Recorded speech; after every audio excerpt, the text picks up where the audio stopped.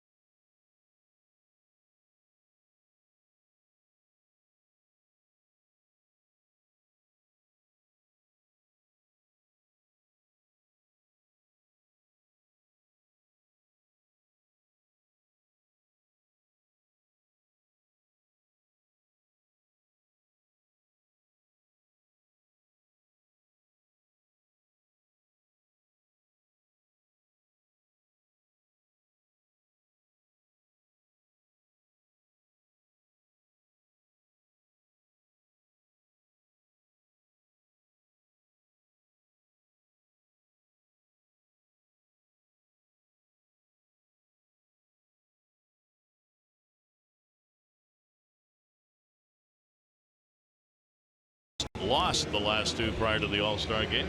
Here's the starting lineup for them: Grandison, Hernandez, Smoke, Solarte, Morales, Martin, Grichuk, Diaz, and Devin Travis. You see this season against the Orioles, Randall's done a number. Let's take a look at Dylan Bundy's pitch arsenal this season. A 4-seam fastball, slider, curve, change. Mix in a 2-seamer every now and then, but that slider still the dominant pitch for Dylan Bundy. Plays it off the 4-seamer, and it has been a power pitch for him for sure. Swing and miss pitch, his put away pitch. Take a look at the numbers for Dylan Bundy: 4.35 earned run average, 103 innings thrown the first half of the season with 113 Ks. The bulk of them coming on that power slider. Bundy looking to have a consistent second half of the season, though.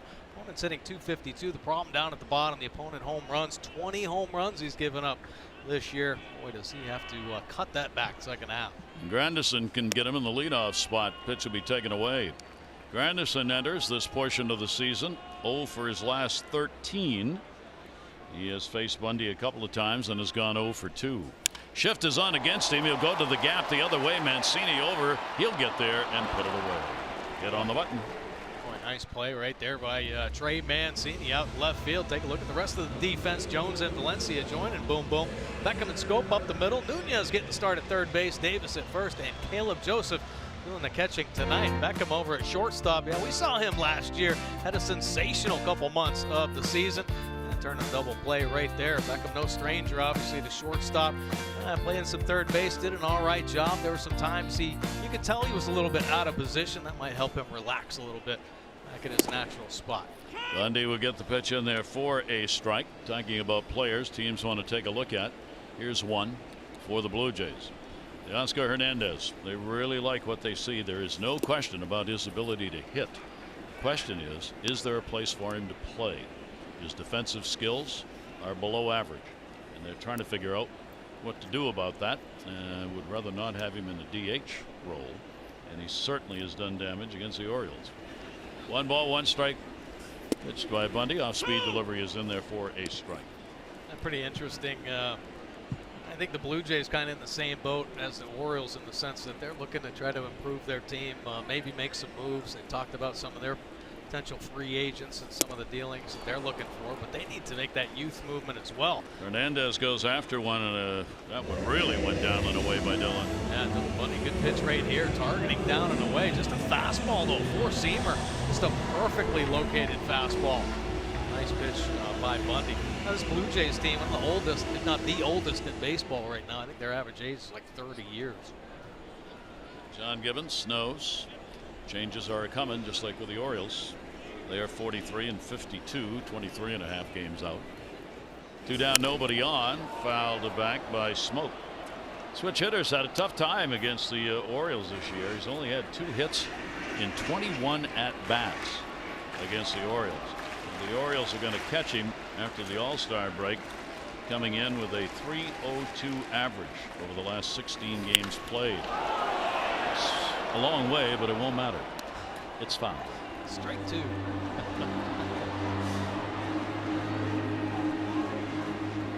The Smoke falls behind. Take a look. StatCast. Yeah, you wonder why all the shifts happen in the game. Well, here's a reason. The big chunk, the big pies there, 38% going towards right field. The Orioles have the big shift on. StatCast AI powered by AWS. Smoke with a 3 for 8 lifetime off Dylan Bundy, and he will take the pitch down low for a ball. Dylan is coming off a couple of games, back-to-back starts of 4 or fewer innings. Against Minnesota, he gave up 6 runs, 9 hits, and 3 1/3. And in his last outing against the Yankees, he gave up 5 runs, 5 hits, and 4 innings, taking a loss in both. So really wants to right that ship. Against Toronto this year, he did lose the only start he had. He had double-digit strikeouts against them with 10, but took the loss in the ball game. He left. The score was 2-1 Toronto. Toronto won it 7-1 in the end. He gave up 2 runs, 4 hits over 7 innings. And right off the end of the bat, foul. Nice change right there. Yeah, Dylan Bundy, if he doesn't have his command with his fastball, it's going to be tough.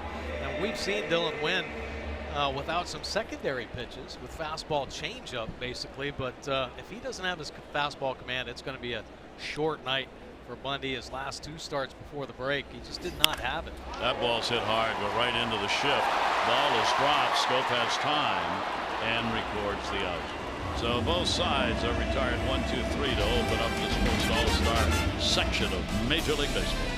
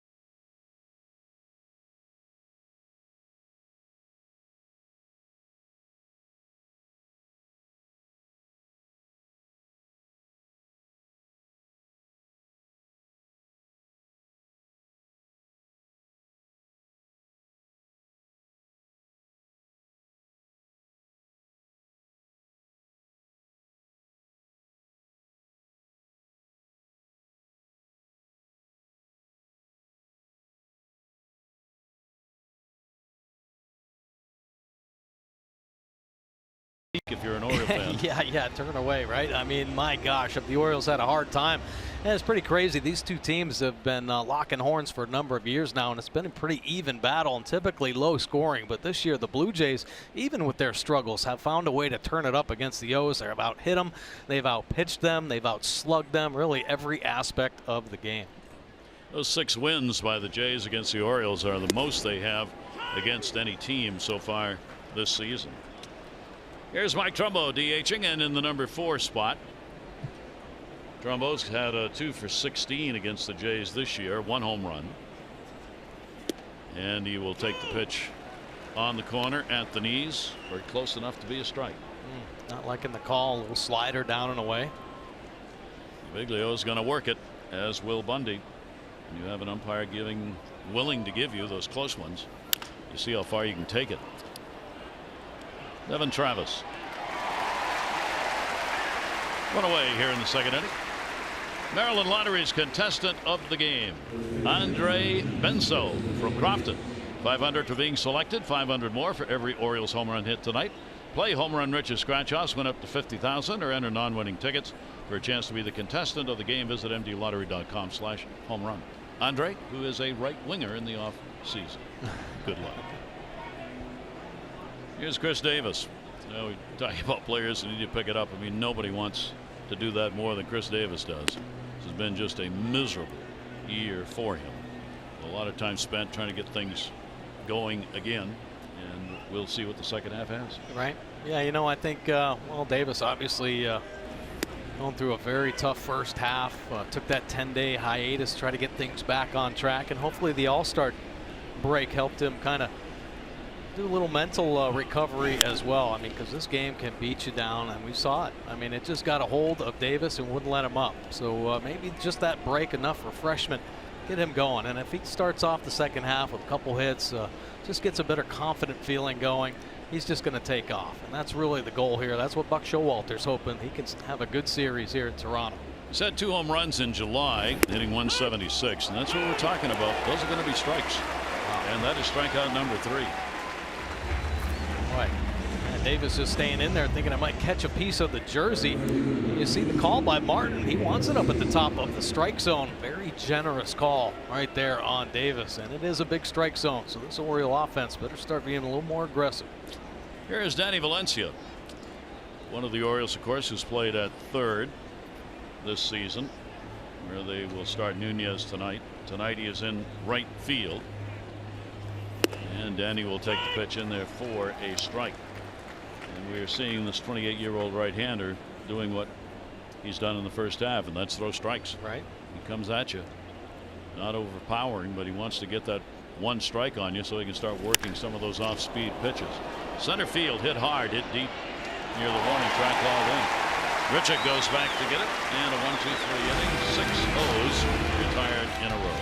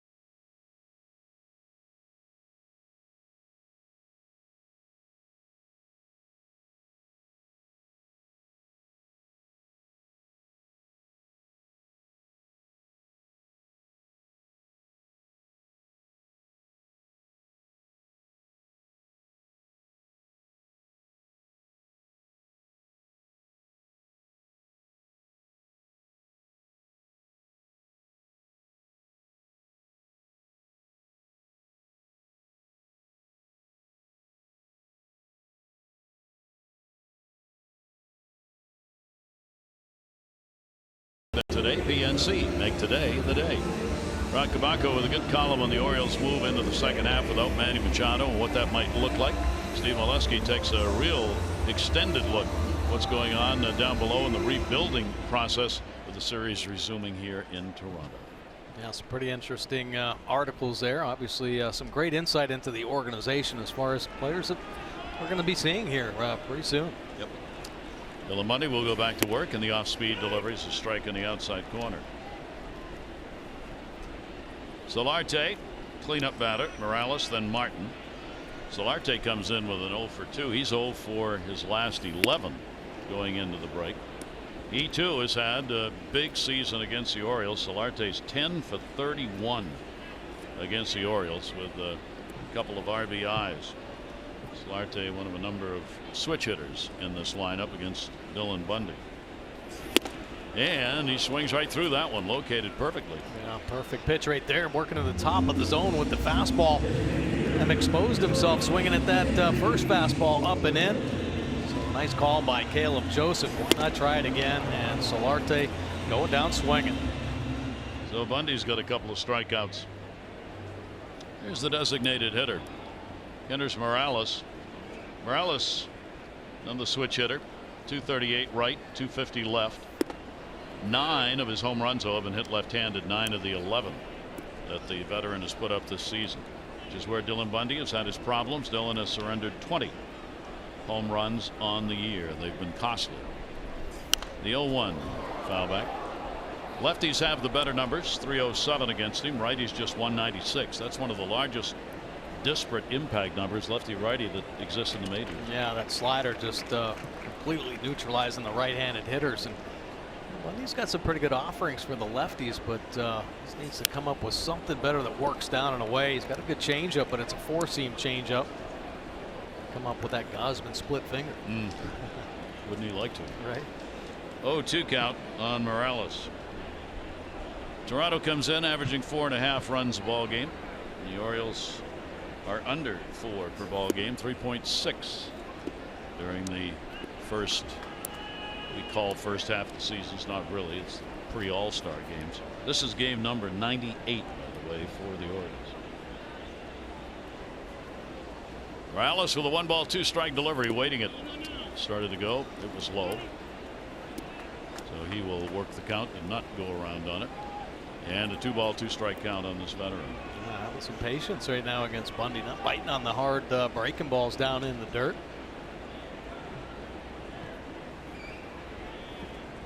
2-2 shift on against him. He goes the other way.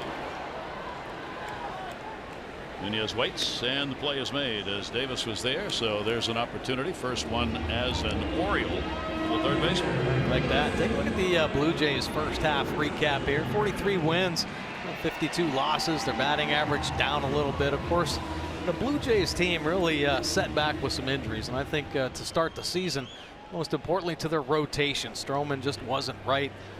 So they just started off behind the 8 ball. Their bullpen had some up and downs as well. But losing Donaldson in their lineup, with the calf problem, I think set this team back, and the fact that they are one of the older teams in the game. I mean, we just saw Morales up there. He's 34 years old. Anderson's 37 years old. Russell Martin has some years behind the plate on him as well. He's had a tough season so far offensively.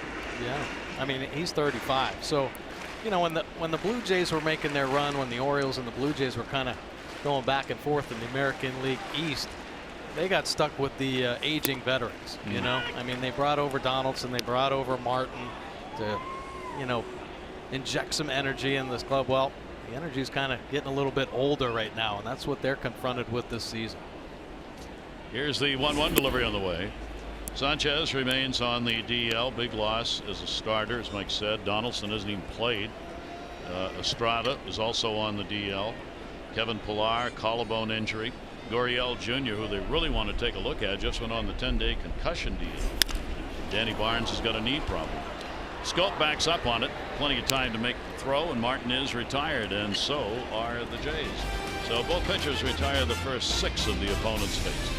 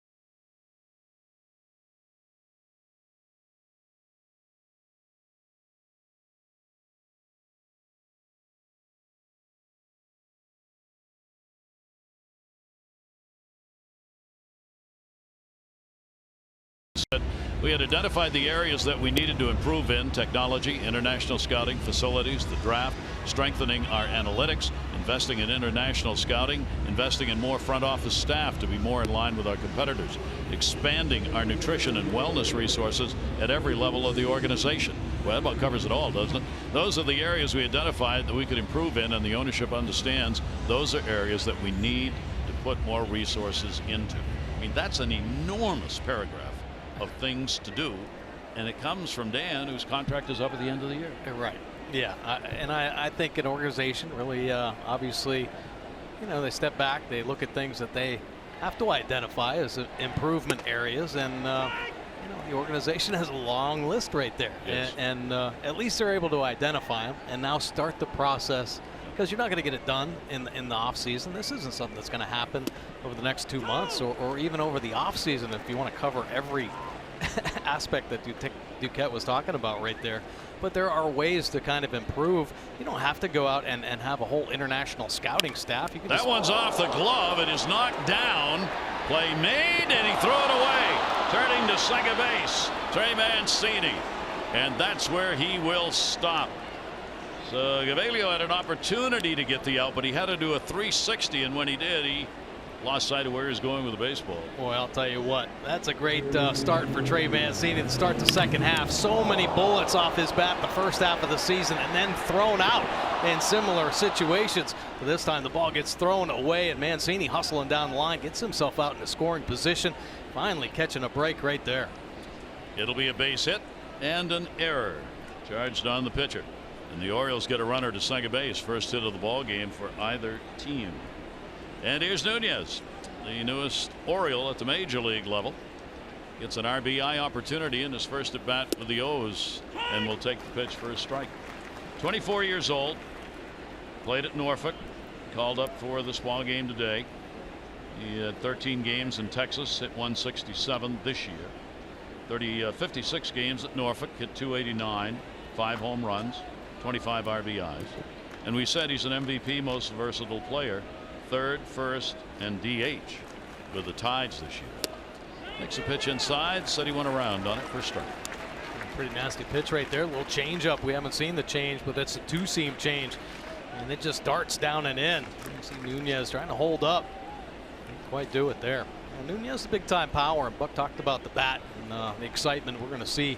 Ball jumping off his bat. Big numbers in the minor leagues as far as power goes, and started his professional career as a young player, a teenager, and learned his way through and got promoted pretty rapidly. Well, it's a big chance, obviously, for him. 0-2 count, runner on at second, nobody out. Orioles getting the leadoff man on. Caleb Joseph waiting on deck. And a check swing on a ball that will bounce away off the plate. Did not go around on it, and a 1-ball, 2-strike count. He has played a lot of minor league games in his career.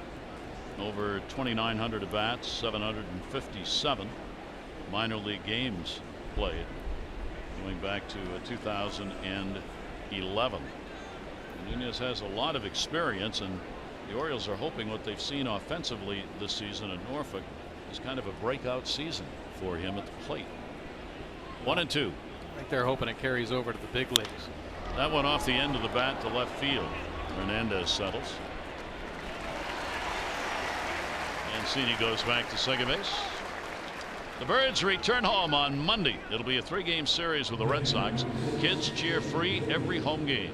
For each regularly priced individual game ticket in the upper deck, adults are invited to add up to 2 additional free upper deck tickets valid for kids 9 and under. For tickets, go to Orioles.com/kidsfree. The Red Sox are coming to town as the Eastern battle will wage on.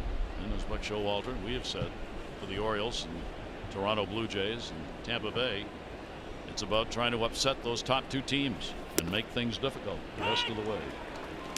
Yeah, just be a good baseball team and challenge opposing teams. There'll be a lot of teams that just kind of step up against the Orioles and think that this organization's done, this team's done, but they can change things. They can change the landscape of the postseason if they want to, put a chip on their shoulder and act that way. Caleb Joseph will take the pitch called strike up at the letters. You see a lot of the hitters doing what we've already seen, and that's kind of pause, wondering where was that pitch. Runner at second base, only one away. Caleb has had only 21 at bats with a runner in scoring position this year. 3 for 21. Orioles are dead last, 208 team average in these situations. 0-2 delivery, that one headed to left field, and Hernandez over. Again, ball that's seemingly not traveling a lot here, although that too was off the end of the bat. And there are 2 down.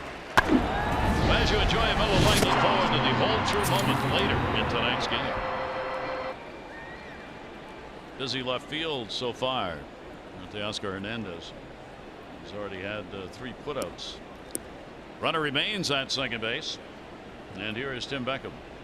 Beckham called out on strikes his first time up. Pretty much straight up D. Outfield actually a little shallow on Beckham. Gaviglio's delivery will hit him.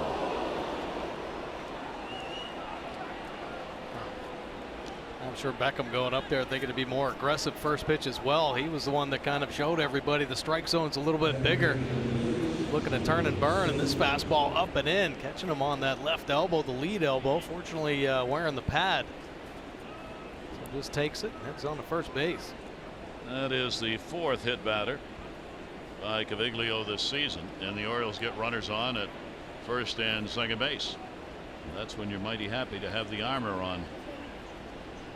It's the first time Beckham's been hit by a pitch this year. So Jonathan Scope, he'll take the ball in the air to second base.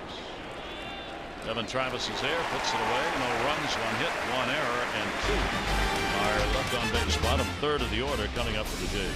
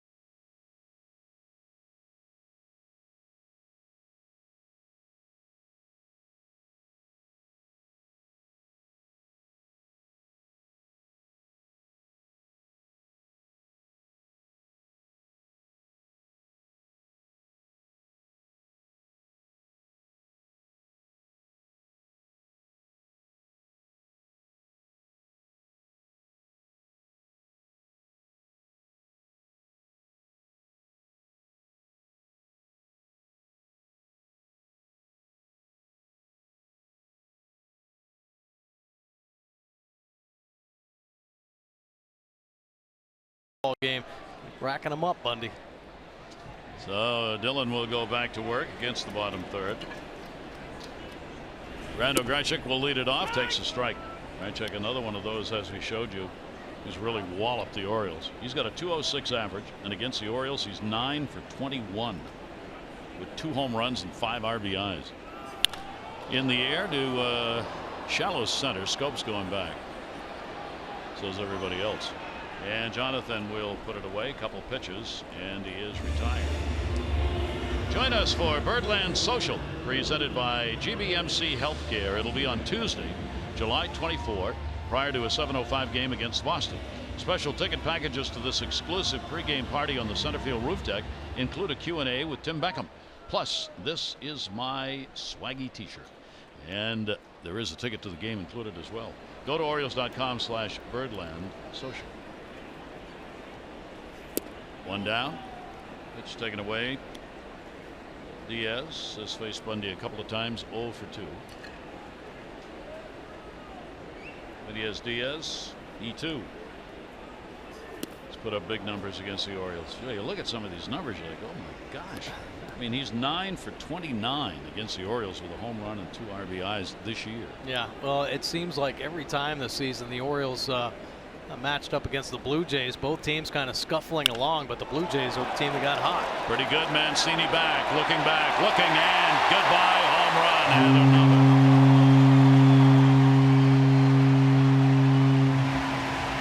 Diaz gets his second home run against the Orioles this year, and a 1-0 lead.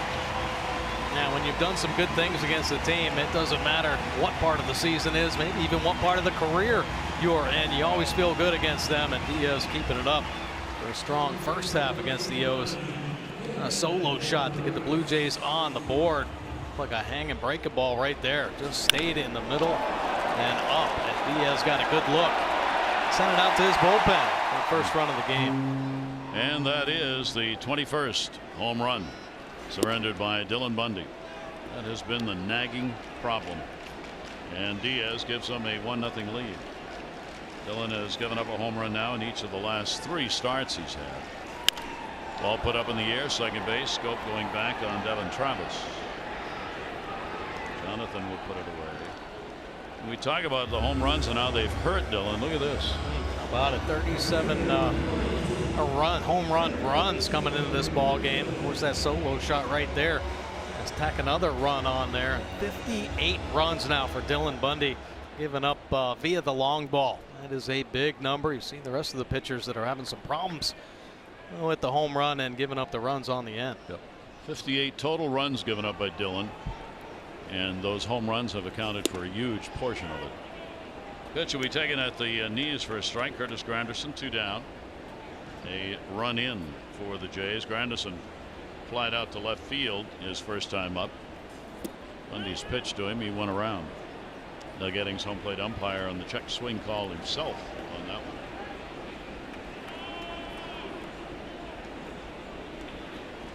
0-2 away. Look at Granderson move back a little bit. Now, this is the guy you want to move his feet. He's just been knocking the cover off the ball against the Orioles.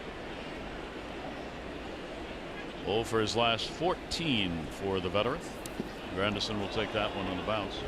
Granderson is the Blue Jays leader with a lot of games played against the Orioles for the Yankees, of course. He's got 27 career home runs and 70 RBIs against the Orioles. He had 6 RBIs in the last game these 2 teams played. Both the home runs and RBIs are high for Granderson against any other major league team. 2 ball, 2 strike count. Granderson in that leadoff spot. And hits it hard. It hauled in right to Beckham.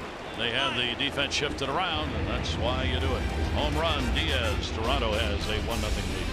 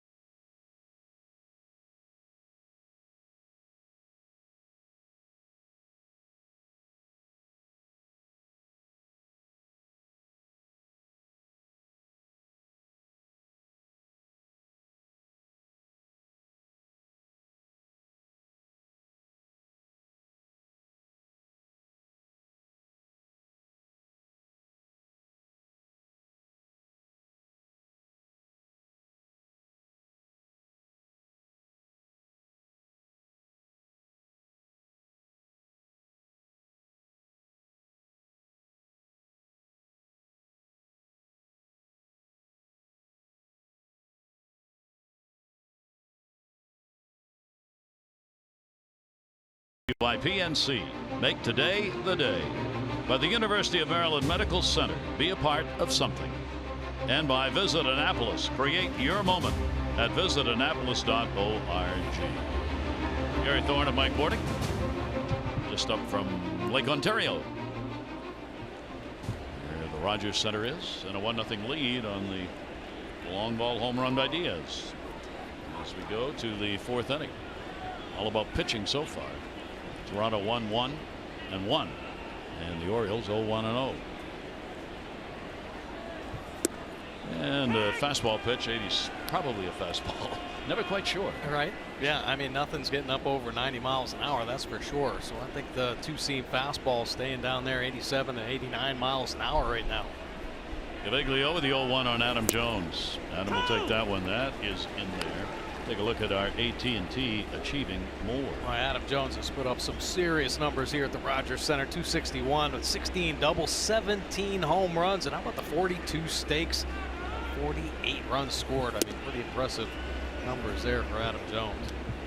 35 lifetime home runs against Toronto, and 17 of them hit here in this ballpark. Adam, then Trumbo and Davis in the 4th inning. Jones flied out to left field first time up. 1-2 pitch will be taken outside. Throughout the course of the game, I wanted to take a look at the 5 players acquired in the Machado deal just briefly from the perspective of the Dodgers media. And Houston Mitchell of the Los Angeles Times, who has covered the Dodgers, did a little work on each of them. 2-2 pitch on the way down low. He said of Diaz, Yasniel Diaz, who's the centerpiece of the deal, Double-A Tulsa, 314, 10 doubles, 6 home runs. He was a Dodgers 4 prospect, ranked 84th in the majors as a prospect. And the question that was raised by Mitchell is there's some question about whether his power will continue to develop. That's Diaz, who's playing at Triple-A Norfolk for the Orioles. And the Orioles get the leadoff man on for the 2nd time. This time it's via the walk. Yeah, how about the rare walk for Adam Jones, laying off some tough pitches down there. Well, Adam on. Trey Mancini reached with a base hit and an error in the 3rd and was left stranded at second base. Here's Mark Trumbo. He grounded out his first time up. Gaviglio with a walk and 3 strikeouts. Bundy no walks and 2 Ks. Trumbo will take a breaking ball that'll miss outside. First time through the lineup, Gaviglio's opponents have hit only 182 against him. But second time through, it jumps all the way up to 322 as they start to get the timing down. Right. Adam off first. 1-0 Trumbo, and there's another one of those off-speed pitches. A little slider, only 83 miles an hour, but just enough movement to keep it off the barrel there. For the Orioles hitters, just a little in between right now, deciding whether or not to pull the trigger on a 2-seamer or the slider. Maybe having a hard time picking up the seams. Here's the 1-1 delivery on the way, and that'll be hit to right. And some fly balls hit fairly hard. Granderson's there to get that one for the first out. PNC Minor League Insights brought to you by PNC. No better time to act than today. PNC, make today the day. And here's Mr. Diaz. You're talking about him, some of the numbers he's putting up. There's that 314 batting average, the 20 extra base hits, and 30 RBI in 59 games. And they talk about his solid tools across the board. Well, he had a couple home runs in the Futures game. So that was pretty exciting to see. So there is power in that bat. And I think, from what I've heard, some raw skill right there. Some raw tools that a lot of people say have major league talent. That'll go to center. Right check is there, puts it away. So the same thing happening here has happened in the 3rd inning. The Orioles getting the leadoff man on. Next 2 batters have been retired. And Valencia will come up with Adam Jones with the walk still on at first base.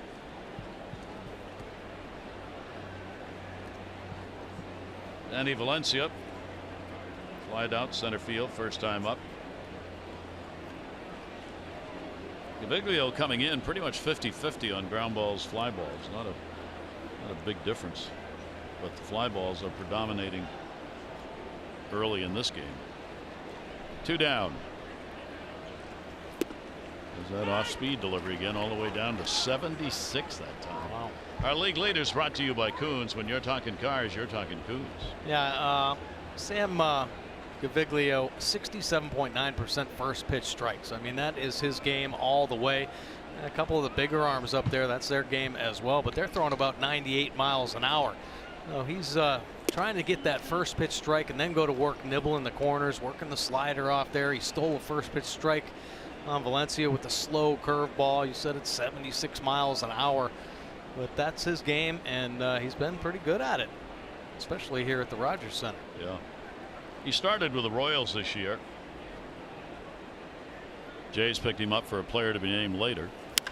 That ball's going to be a base hit into right field. Adam will go to second, stay. Curtis Granderson will get it in to the cutoff man. So the Orioles again get a couple on base, as they did in the 3rd inning. 2 on, 2 down. A couple good approaches. I mean, Trumbo hit a bullet to right field, out to Granderson for an out, with a nice swing there by Danny Valencia, staying inside the baseball, shooting the base hit. Now it's just up to Mancini to come up with a big 2-out knock. Trey delivered an infield hit off the glove of the pitcher, and the pitcher's throw to first was an error, so he moved down to second base. So Trey with 2 on and 2 down. Gaviglio's delivery to him, a little chopper. He's got something about getting it back to the pitcher. This time the throw's on the money. No runs on 1 hit, no errors, and 2 are left on base. Toronto has a 1-0 lead.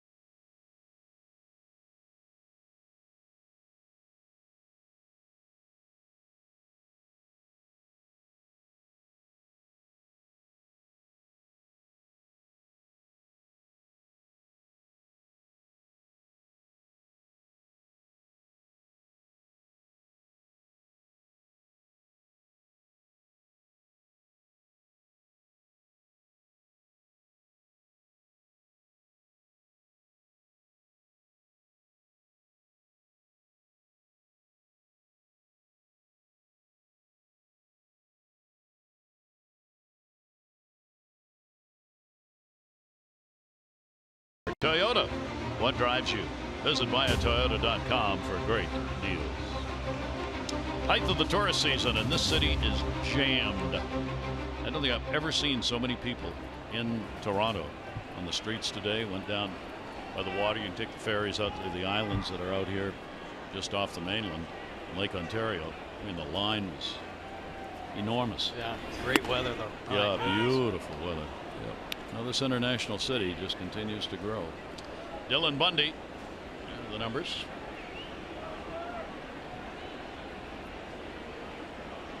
Oscar Hernandez, shift on against him in the infield. Strikeout victim first time up, and he'll foul that one away. He's still looking for his first hit against Bundy. He's gone 0 for 3 against Dylan. The Orioles have lost their last 7 games on the road coming into this ball game here in Toronto. The Orioles have the worst road record at 12-36 on the year.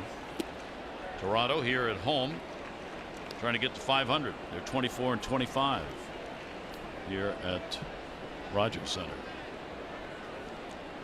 And Gibbons, like Buck Showalter, wondering what this second half is going to look like and who are the players I'm going to have to work with. Scope again is going to go back. Jonathan's having a busy night. Hernandez is retired. Now the Orioles host the Tampa Bay Rays at Oriole Park Thursday, July 26th through Sunday the 29th. On Saturday the 28th, first 25,000 fans 15 and over receive a Trey Mancini bobblehead. For tickets, go to Orioles.com. Add to your collection, and there's Trey in left field. Smoke grounded out his first time up. Smoke is now 3 for 9. Lifetime off Dylan. Dylan is 3-1 lifetime against the Jays. Picked up the loss, as we said earlier this year, but his ERA against Toronto is an amazing 1.17 in the previous 8 games that he has appeared against them. He's really dominated. They've hit only $187 off him. Yeah. 1-1 delivery, another towering fly ball, very playable. Adam Jones will come over, call off Valencia, and put it away. Yeah, there you go. One of those confident things for Dylan Bundy for sure. He's got the Blue Jays number. Moving it around a little bit. A couple good changeups right there to Smoke. Pop up.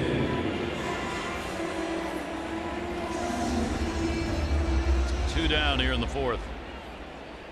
Solarte, a strikeout victim, his first time up. Home run, Diaz. Only hit for Toronto, but enough for a 1-0 lead. And that pitch will be taken for a strike. Solarte, he's number 1 on the Jays in hits, 88. And he's tied with Smoke in home runs for the team with 16. Oh! He didn't even move on that. I don't know if he thought that was going to break or what. Oh, got him right on the toe. That's that sharp breaking slider. I didn't think he expected it to break down that hard. Good finishes. Ooh, takes it right off the big toe. Man. So each team's had a hit batter. That's the 4th hit batter by Dillon this year, and Solarte limps his way down to first.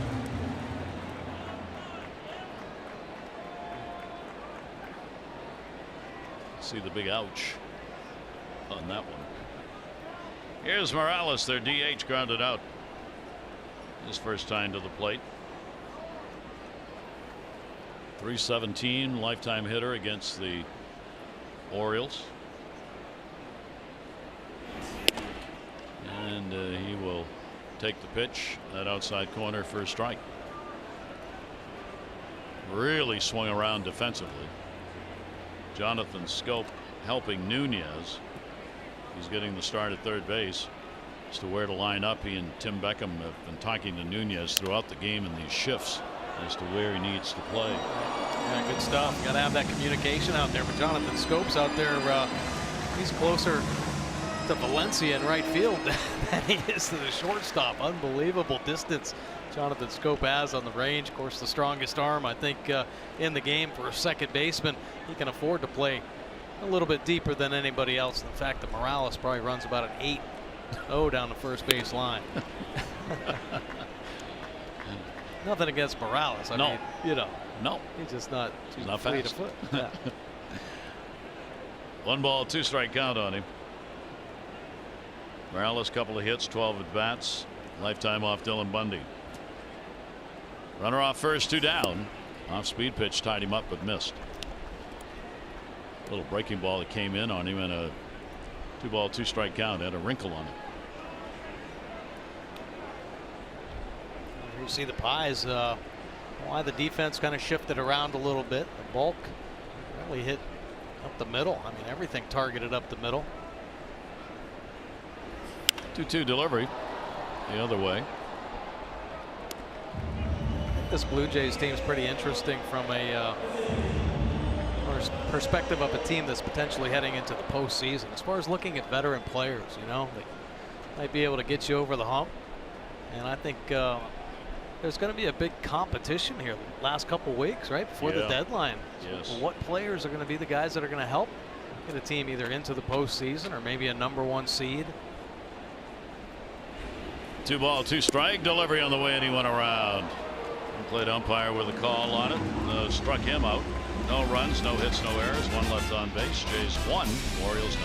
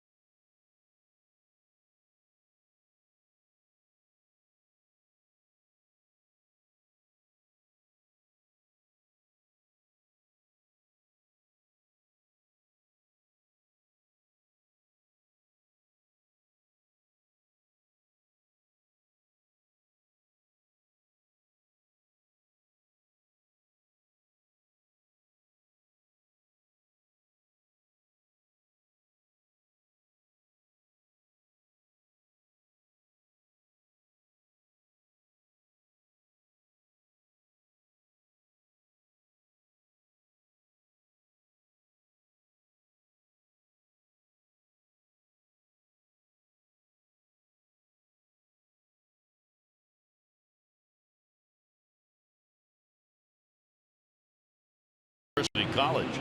Orioles' own Ben McDonald, 93. A one-hit shutout beating the Royals 7-0. Gary Gaetti's fourth inning single was the only hit they would pick up.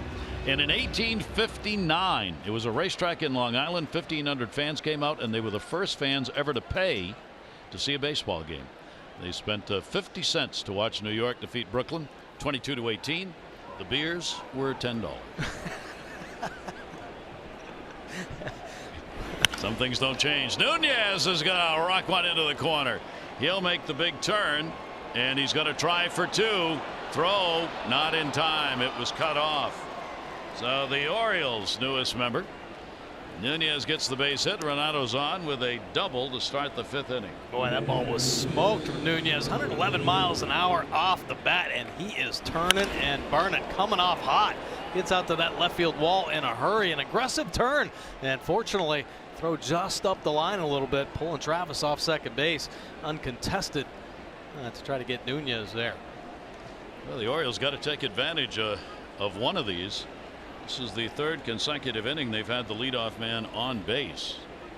Nunez is going to be held now as Diaz moves over behind him, and that will be fouled off the other way. Caleb Joseph trying to move him up, trying to take that ball to the right side. Yeah, absolutely. You could really tell they're pulling the hands inside, trying to hit the inside of the baseball. Something hard to the right side of the field to get Nunez over to third base. Well, let's see if the Orioles can use this leadoff man on to push something across here, trailing 1-0. Viglio has retired 69% of leadoff batters. So the Orioles a real advantage. Pickoff throw blocked. Diaz had to make sure that one did not go through. He was not going to have a chance on Nunez on the throw by Russell Martin. Trying to take advantage of a young player right there. A little aggressive with the secondary lead, so the veteran backstop, a little throw behind.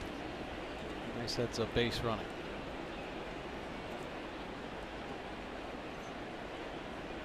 One ball, one strike count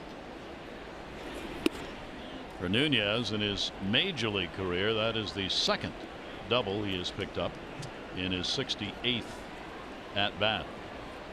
He has a couple of home runs, games played with Texas and Oakland.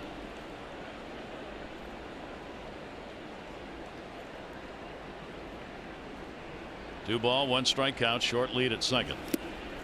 Swings through one that dropped off the table, and the count will go to 2-2 on Joseph. A pretty good pitch right there. Take a look at the Mercedes pitch cast, the hard slider, a real tight finish, maybe one of his best sliders of the game right there. Finishing strong down in the dirt. Caleb still trying to shoot that ball to the right side, but trying to be a little too fine on that one.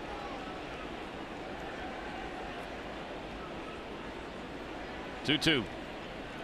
Nunez jockeying around out there. Joseph again trying to drive it that way. Will foul it upstairs and hold the count at 2 balls and 2 strikes. Orioles are already 0 for 4 with runners in scoring position in this ball game, leaving 2 on in the third and 2 more on in the fourth.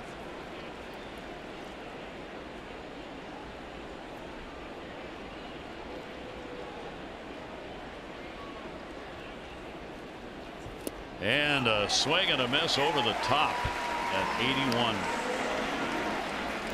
A couple good sliders. You can really tell through this whole AB though. Caleb trying to shoot that ball to right field. Boy, the good pitch wins. Look at that one. Another strong finish down and away, and a little bit of a pull. That front shoulder, pulled his eyes off it. Strike 3.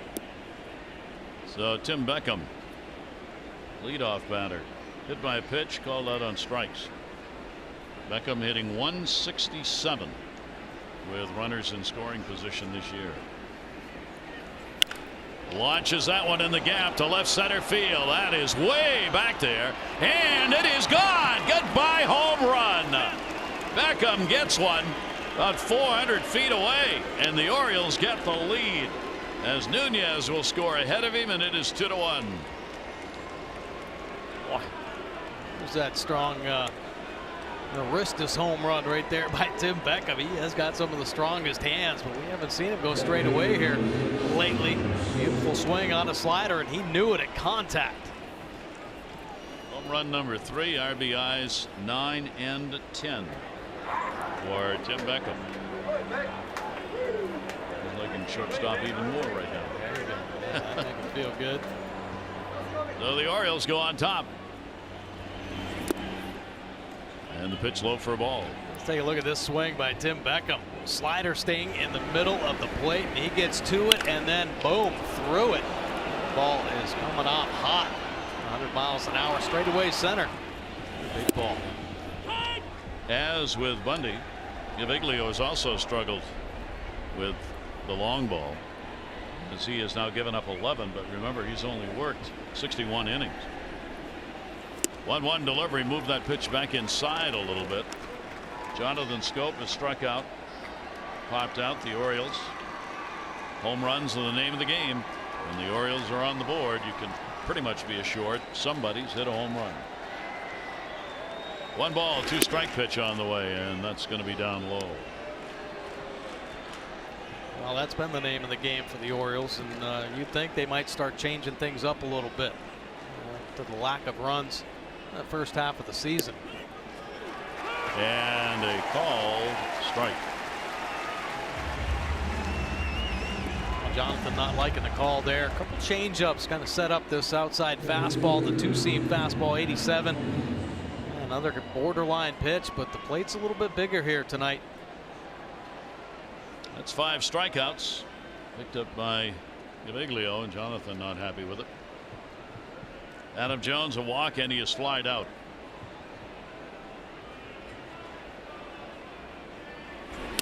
And that will come inside close to the hands, backed away for a ball.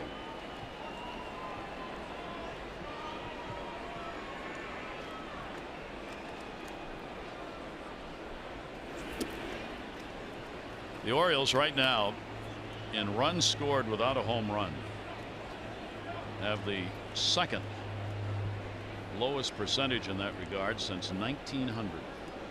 1.94 runs without a home run. Not good. No, you got to find other ways. San Diego Padres set the all-time record in 1969. They had a 1.91 runs without a home run. And that's really, really low. They're the only 2 teams under 2 in that department. Fouled off. So a 2-ball 2-strike count on Adam Jones. The Orioles do have the home run here, and Tim Beckham got it. And the Orioles, as a result, are on top by a score 2-1. Adam trying to keep the inning alive. Nunez delivered the double to lead it off. Came in ahead of Beckham. Yeah, I don't think the Orioles are going to complain about the home run. They just like different ways to score some runs. Pitch is going to miss. The count will go to 3-2. I'll tell you, Tim Beckham, we saw he's a streaky hitter like most hitters at the major league level, but boy, we saw him get on a roll last year, second half of the season. Got him. So he strikes the side out, but in between, Nunez got the leadoff double, and Tim Beckham got the home run, his third, with 1 away. As a result, the Orioles go up 2-1.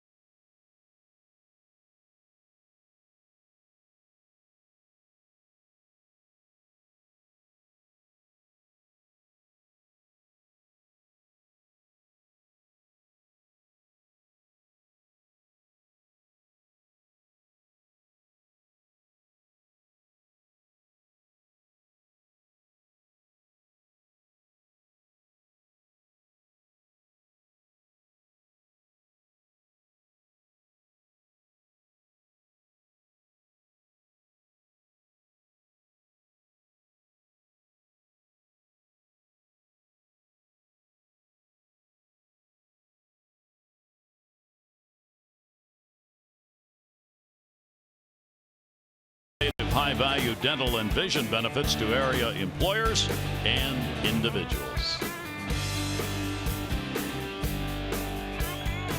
CN Tower just outside Rogers Center with the Orioles 2-4-0 have the 2-1 lead. Dylan Bundy, that ball in the end of left field off the end of the bat, going back at the warning track, and goodbye home run. Russell Martin comes right back on the very first pitch after the Orioles got the lead and ties the ball game up. Wow. Picking up his 7th home run, and I think hitters are starting to do some ambushing right now. I want to put it in the hands of Doug Eddings of late, getting a little bit wider here as this game goes along. So Martin jumping on that first pitch. The best pitch for Bundy. An elevated fastball. Martin getting a good look. And sailing right over the 375 sign. So just like that, it is a 2-2 game. All right, check popped out his first time up. So Russell Martin gets number 7. That's the first hit he's ever had off Bundy. He was 0 for 10. Archek will take that on the inside corner. So Dylan's given up 2 long balls in the ball game now, and 22 on the year. 1 ball, 1 strike count. Archek will jump on that one left center field. He got pretty good wood on that. That's way back. And goodbye home run.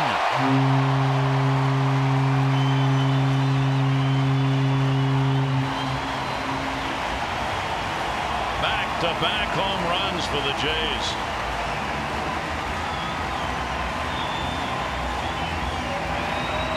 Graychick certainly loves seeing the Orioles come to town.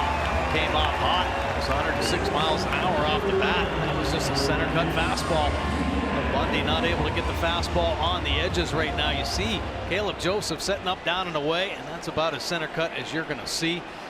Graychick not missing that cookie. And the Jays go back on top. Off-speed delivery. Diaz going after it. Diaz has the other home run. 3 home runs in the ball game against Dylan Bundy. Back-to-back here in the 5th inning. Fastball will be in there for a strike.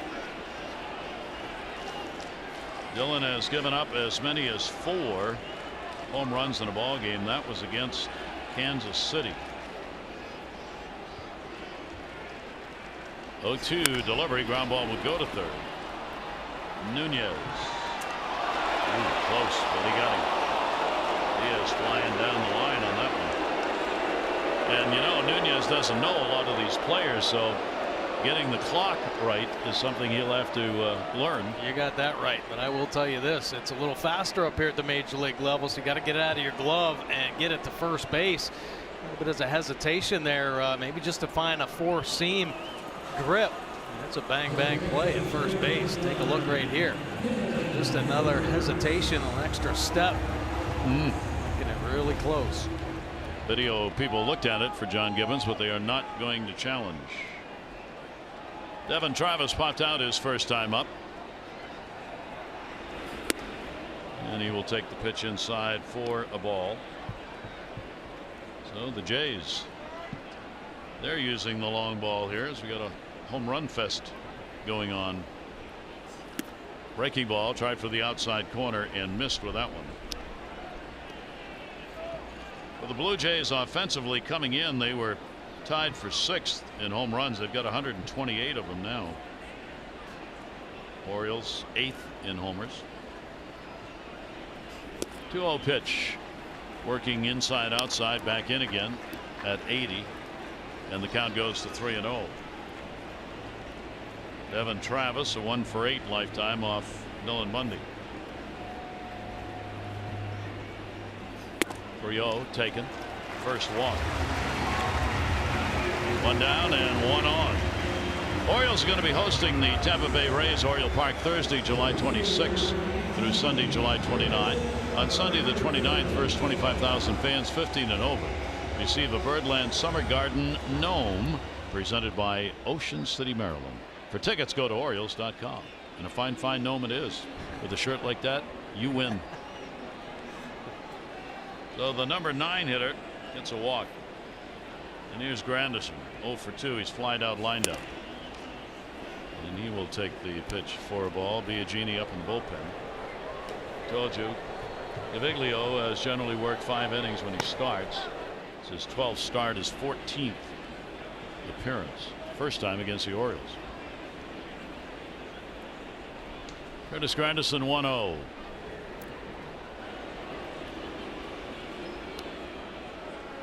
Now, Gary, you were talking about Granderson, some of the big time numbers he's put up. How about the slugging percentage in his career? .618. That's third highest since 1954. In his last 12 games, hit .400 with 8 homers and 15 stakes. Pretty impressive. 1.044 slugging percentage. Look at down the first base side and foul. Now, this is one of those players that you think, okay, maybe a team headed to the postseason with like a veteran bat. Somebody that's been around, understands, won't be fazed by the pressure of the postseason. Toronto started a story on players potentially who could be dealt, and Curtis Granderson indeed was one of the names that was mentioned. 1-1 delivery on the way, and he showed bunt. He's got the shift on. Took the pitch though, and the count will go to 2-1. That will bring Nunez in a good deal. He's trying to figure out now, where do I go here? Bobby Dickerson, infield coach, having to help him here. His first game of the Orioles, and fouled away. So Dillon comes back, evens it up 2-2. Well, teams are going to test Nunez, that's for sure, and he's already going to be tested just at the amount of shifts that happen at the major league level, not really knowing a lot of the runners, the speed of the runners. Bobby Dickerson pointing all over the place. Infielders everywhere right now moving around. Takes it. It's out of the way, and the count goes full. So a 3-ball 2-strike count, 1 down. Runner on at first. Orioles in the shift, but at double play depth. Granderson trying to get out of the 0 for 15. He is in at the moment. Then Travis at first. Going, and that ball put up in the air to left center field. Going back, Adam Jones puts his head down. That's going to take a hop, and the Orioles will get a break. Would have scored a run if it hadn't gone over the wall. It is a ground rule double for Curtis Granderson. Picking up his 15th double, and coming out of the slump right here on a 3-2 pitch, driving it into the gap. Another hard hit ball off Bundy, one hopping up and over the wall.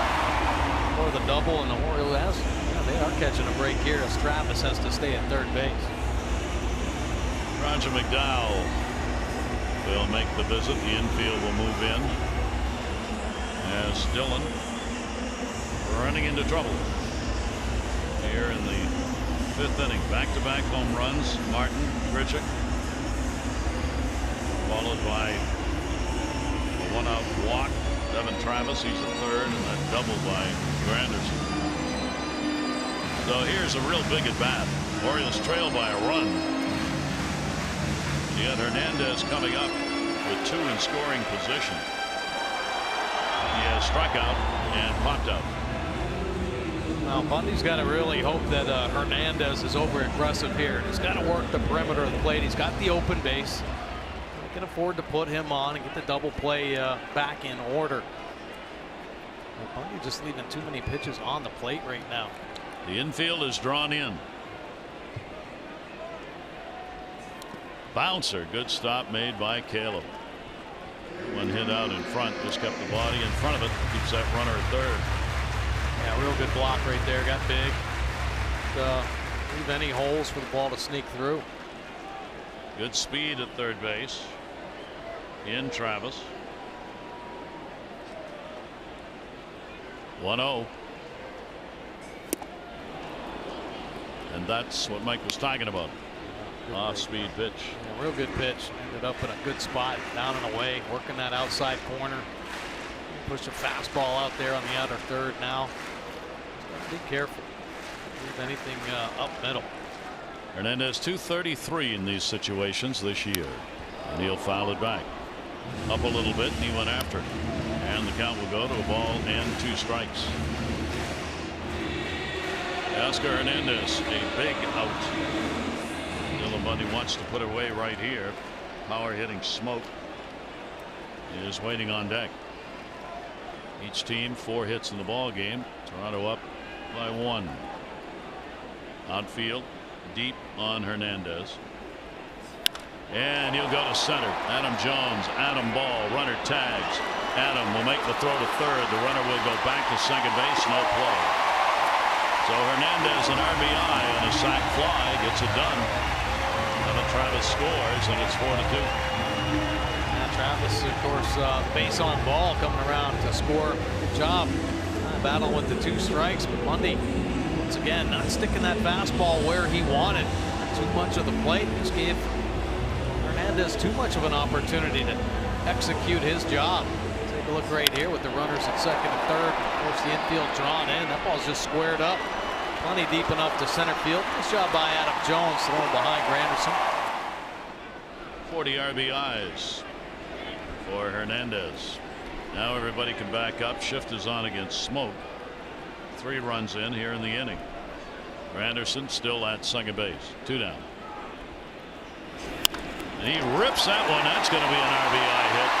That'll roll into the corner. Valencia going to get it. Smoke is extremely slow. Will make his way into second base with a double and a 2-out RBI.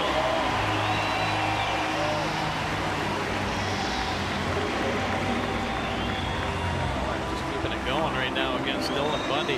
A changeup right here, staying in the middle of the plate. A couple good changeups his last day bait to Smoke. This one just too much of an opportunity to get the barrel on, driving in another run. A big 4-run inning now for the Blue Jays. 53 RBIs for Smoke. This will be the 8th batter up for the Jays here in the 5th inning. Solarte hit by a pitch and he is struck out. Shift will remain on in the infield. 5 runs, 5 hits for Toronto.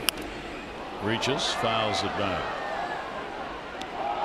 Mourinho's up in the bullpen for the Orioles as Dylan Bundy runs into trouble, particularly with a long ball, but also a couple of doubles in the inning. Yeah, and this is kind of a common theme through the first half of the year. Even when the Orioles would make a mark, just the pitching unable to put a 0 up that next inning. I mean, this is something that just takes the wind right out of the sails. Good 2-run home run by Beckham.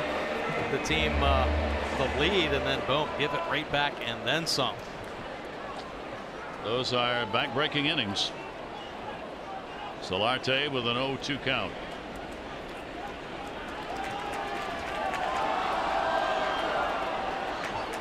Orioles starters have allowed more home runs than anyone else in the league.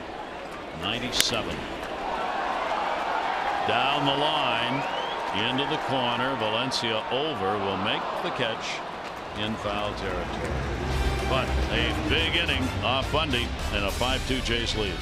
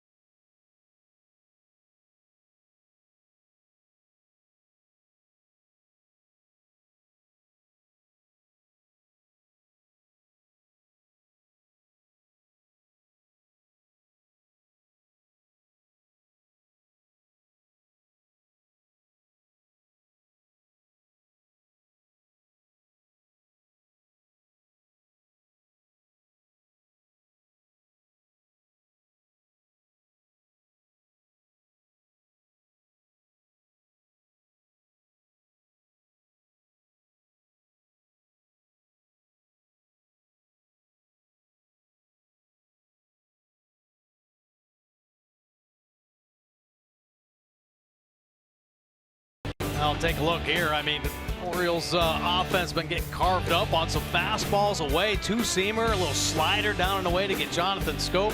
A little comeback two-seamer at the top of the zone. And there's that slider again down and away.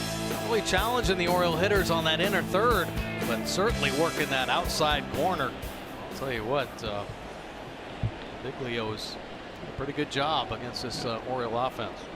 And again, as has been the problem for the Orioles all year, everybody knows they are a fastball hitting team. And when they come up against guys like this who throw so many off-speed pitches, the Orioles struggle. And he throws a lot of them. He doesn't even throw a fastball. I know, yeah, he's under the hitting speed. Here is Mike Trumbo. And the pitch will be taken away. Trumbo 0 for 2. He is grounded out and flied out. Biglio has walked 1. He has struck out 6. Ball's behind 2-0. Gets the swinging strike on the 81-mile-an-hour delivery, though.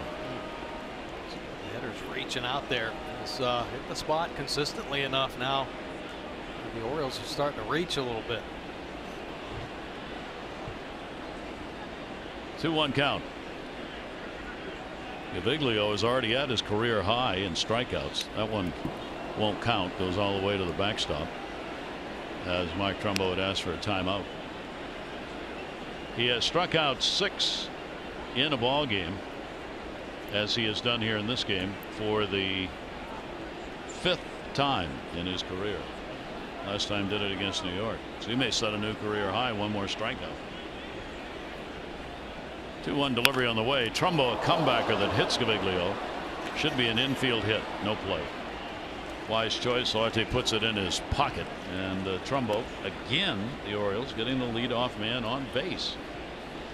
Well, the July 14 game, the Orioles wore special Celebrate Maryland Day uniforms. Go to Orioles.com/auctions to bid on these autographed and authenticated game-worn jerseys and caps. Proceeds benefit the Orioles Charitable Foundation. Bidding closes next Saturday, July 21 at 10 p.m. That's Orioles.com/auctions. So Trumbo is on. 4 innings in a row with the leadoff man on base.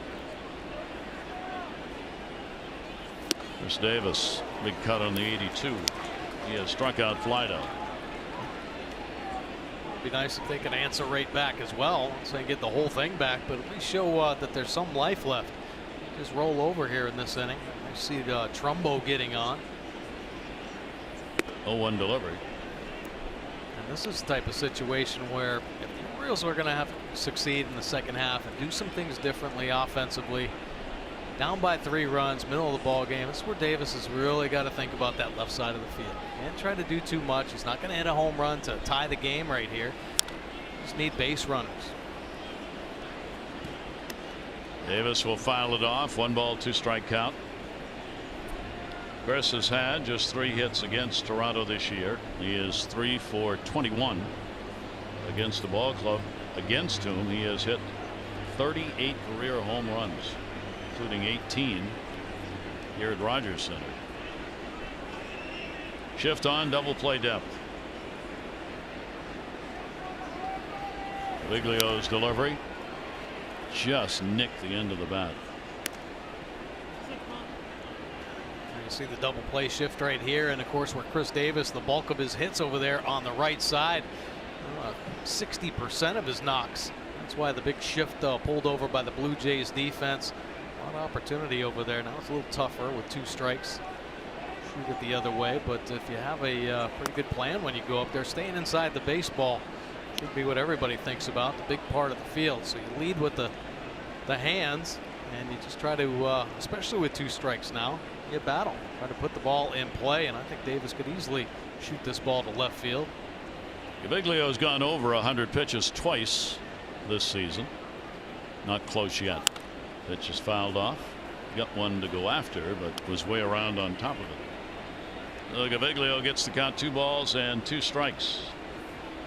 This will be at least a 7-pitch at bat for Chris Davis. And I don't even know that Biglio thought he was coming back out. No, I didn't think he did. And then put up the big 4-run inning. I think John Gibbons said, "Hey man, you got to get back out there." And he got him. New career high, 7 strikeouts for the right-hander. Well, playing the changeup off his two-seam fastball. You see Russell Martin setting up inside. It does leak right back over the middle, but he starts it off at Chris Davis and gets some pretty darn good movement. Strike 3. So 1 away. Trumbo remains at first base. Here's Danny Valencia. Base hit, and he is flied out. And that's going to be foul. Got out in front of it. One of the other players, 5 acquired in the Manny Machado deal. His name is Rylan Bannon. He's going to Double-A. He's a third baseman. He was the Dodgers' 27th prospect, drafted in the 8th round. And according to the Los Angeles Times, the writers who follow, they think he could be the steal of the deal. Bannon at Rancho Cucamonga, 296 this year, 17 doubles, 20 homers. In the air to center. It's right at him. Marichek is there to put it away. And Danny Valencia is retired. And there are 2 down. There they are. Those are the players acquired in the Manny Machado deal. Diaz is the one most talked about. But Rylan Bannon is the one the Los Angeles writers have said maybe the surprise of the pack. An above average arm and defender at third. Well, statistically, if you look at some of these players that the Orioles were able to pick up, I mean, you got to be impressed, because a couple of them now have all of a sudden started. They lead the Orioles minor leaguers. Yeah. Mentioned the infielder there. He's got more home runs than anybody in the Orioles organization, so he shoots right to the top of the prospect list. A couple of the pitchers are doing really well as far as strikeouts. One's 4th in minor league baseball in strikeouts. Pitch is there for a strike. An appropriately named pitcher, Zach Pop. He touches 99 miles an hour, according to the LA Times, and has a pretty good slider, a good one. 1 earned run the last 27 innings that he has worked between Class A Great Lakes and Class A Rancho Cucamonga. Ground ball towards second base. Evan Travis go the other way and get the out. Force out at second on Trumbo. No runs, 1 hit, no errors, and 1 left on base. Jays on top.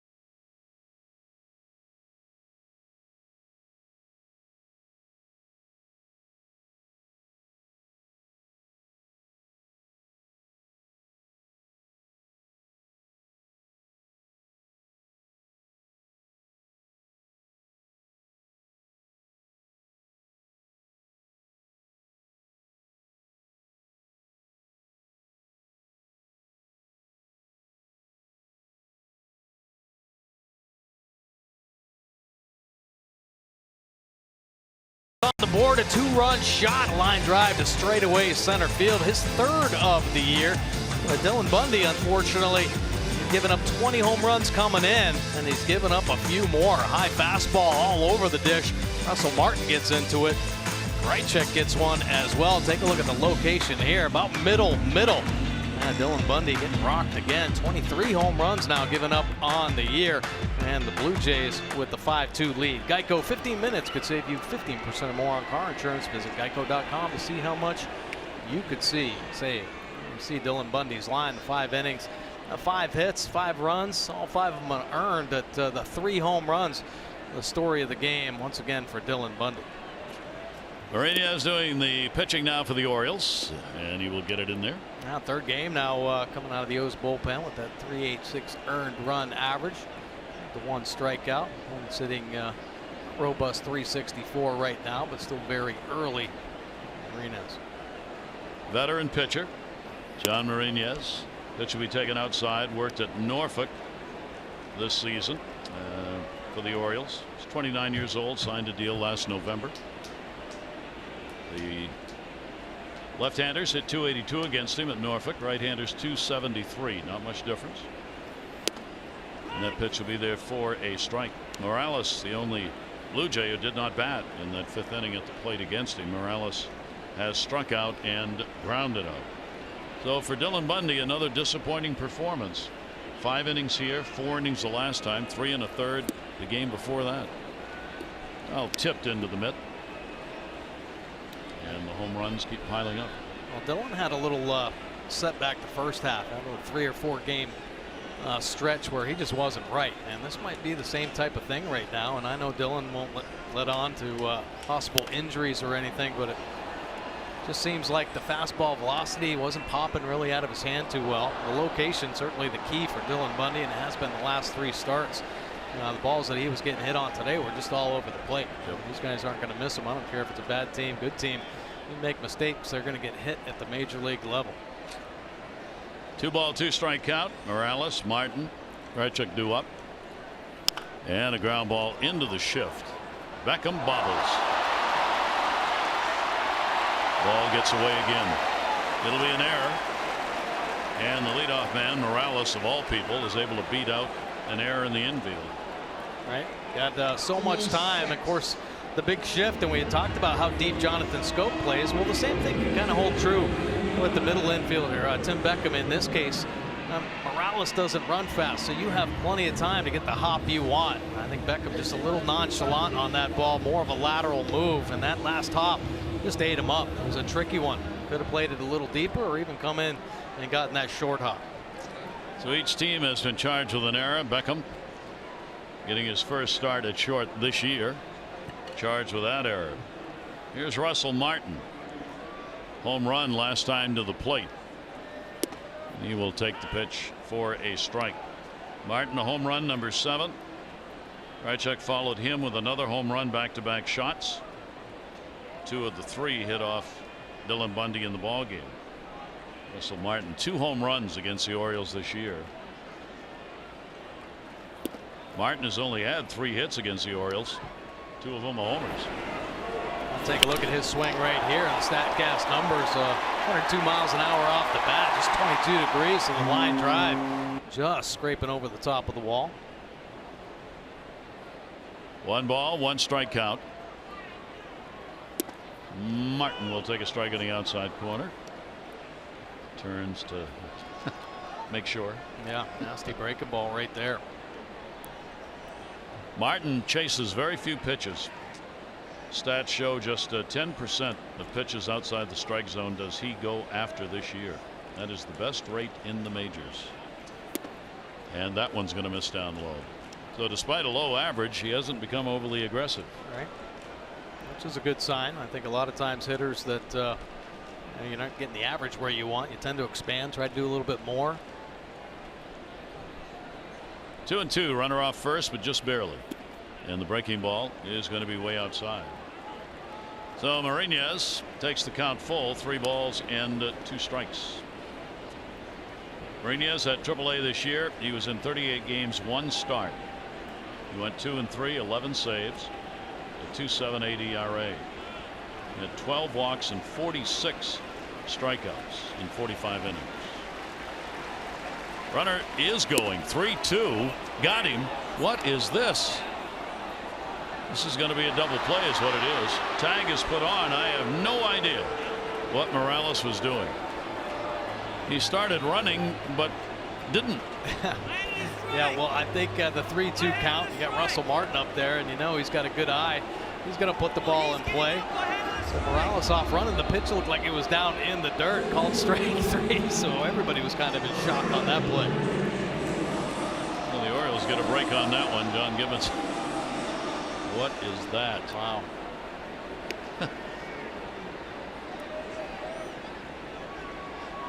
2-6 on the putout. Strike him out, throw him out, double play. 2 down. Mariña's delivery. Try to check a home run, and he is popped out. 0-1 count, 2 down.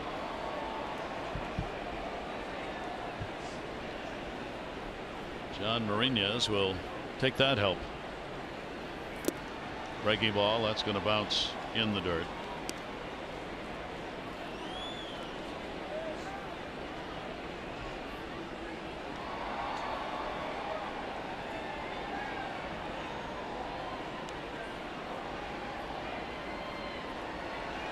One delivery on the way to him, and that's fouled back. 96 miles an hour in that fastball. I like his fastball. When it's elevated, though, it kind of flattens out a little bit down around the knees. You get that good sink action, good movement down there. Boy, that hard slider off it as well. Mariñez gets ahead on the count here, 1-2. See if he can put him away. That'll be outside.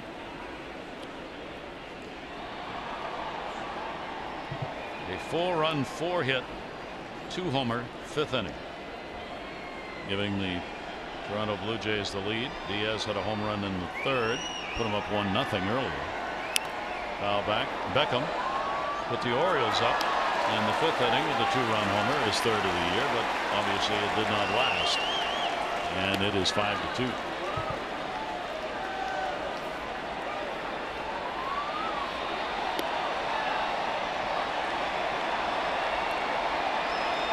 Mariñez will come again. 2 balls, 2 strikes.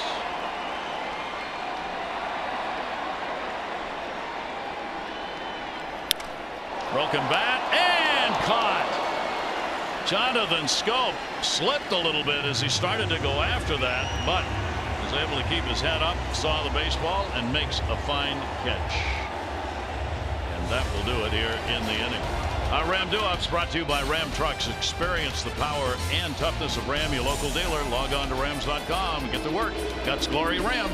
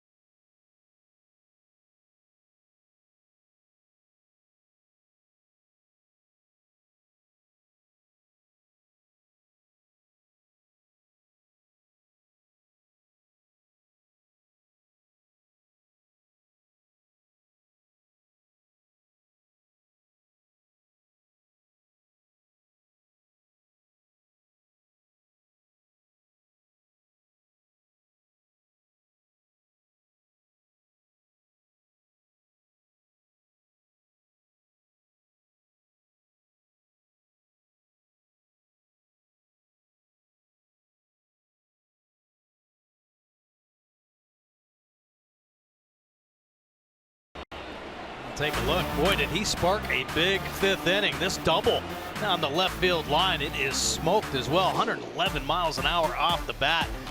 And he hustles his way into second base. Corsten Beckham followed it up with a home run. And of course, the Blue Jays put 4 on the board as well. So that was a high-scoring 5th inning. It was. Hurry to your local Ford dealers for great savings on cars, trucks, and SUVs. Gaviglio is going to stay on. The bullpen had been up 2 innings ago. But once they got that lead, bullpen set down. They're still out there kind of staying warm, but Gaviglio comes back out. He's been effective. He's worked 7 innings twice this season, which is his career high. Fouled away. Renato Nunez starting at third base for the Orioles. The double and a run scored, as you saw, and he has flied out.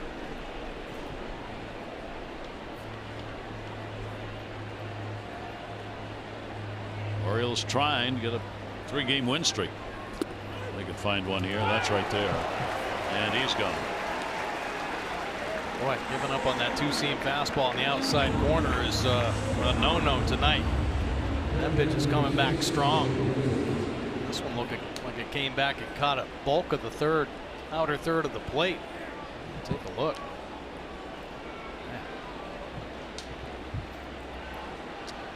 So every strikeout's a new career high for Sam Gaviglio, and he's got 8. Starts a fastball down low. Caleb Joseph has struck out and flied out.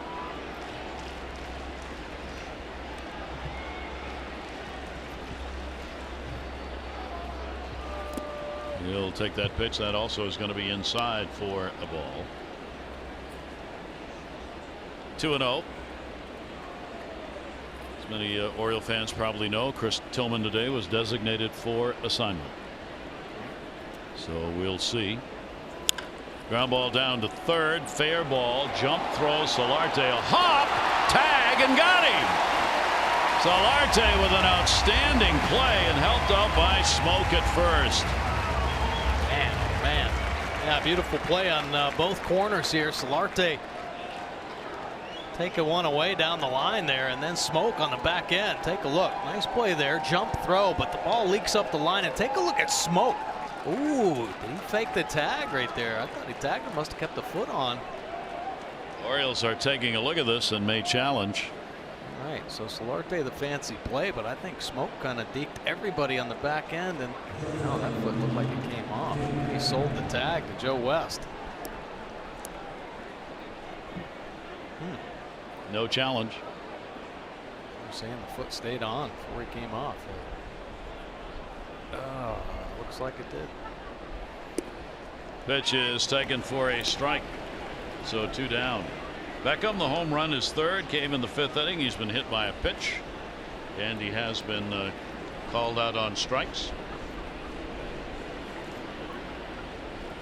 Orioles hope the numbers that Beckham has put up historically hold true. Second half of the season is given. Second half of the season in his career, Beckham has upped his career slugging percentage by 0.92 points, which among active players is 3rd highest. So he's done well in the extra base hit department after the All-Star break, and he certainly has started that way in this game with a home run. Yeah. Look for a big second half from Beckham, an opportunity to go back to shortstop. That's a fair ball right on the line. Doesn't have to jump this time, and Smoke doesn't have to move off the bag. Play 1-2-3 inning with a couple of nice plays. 7th inning stretch time. 5-2 Jays.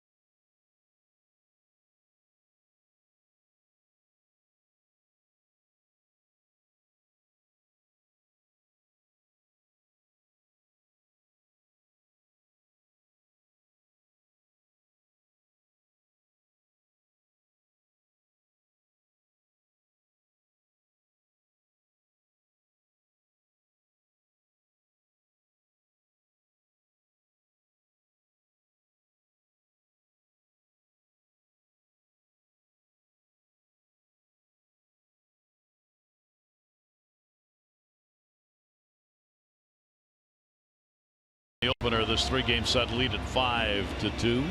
Yeah, Michael Gibbons now into the ball game. This will be his 43rd appearance, leading all relievers in appearances out of the O's bullpen. 4.26 earned run average. And sitting 244, really controlling the righties at 217, but the lefties getting Givens this year at 284 clip. And his first pitch is going to be in there to Diaz.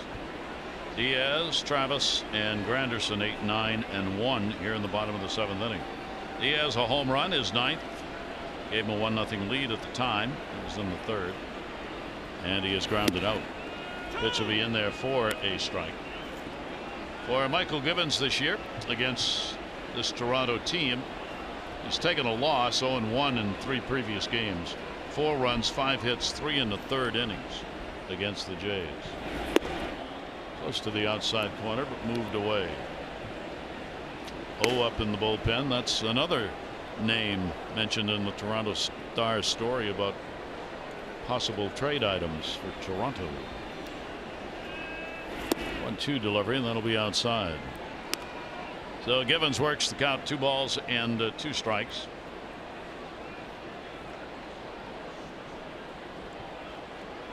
Straight up defense, that unusual alignment in baseball. 2-2.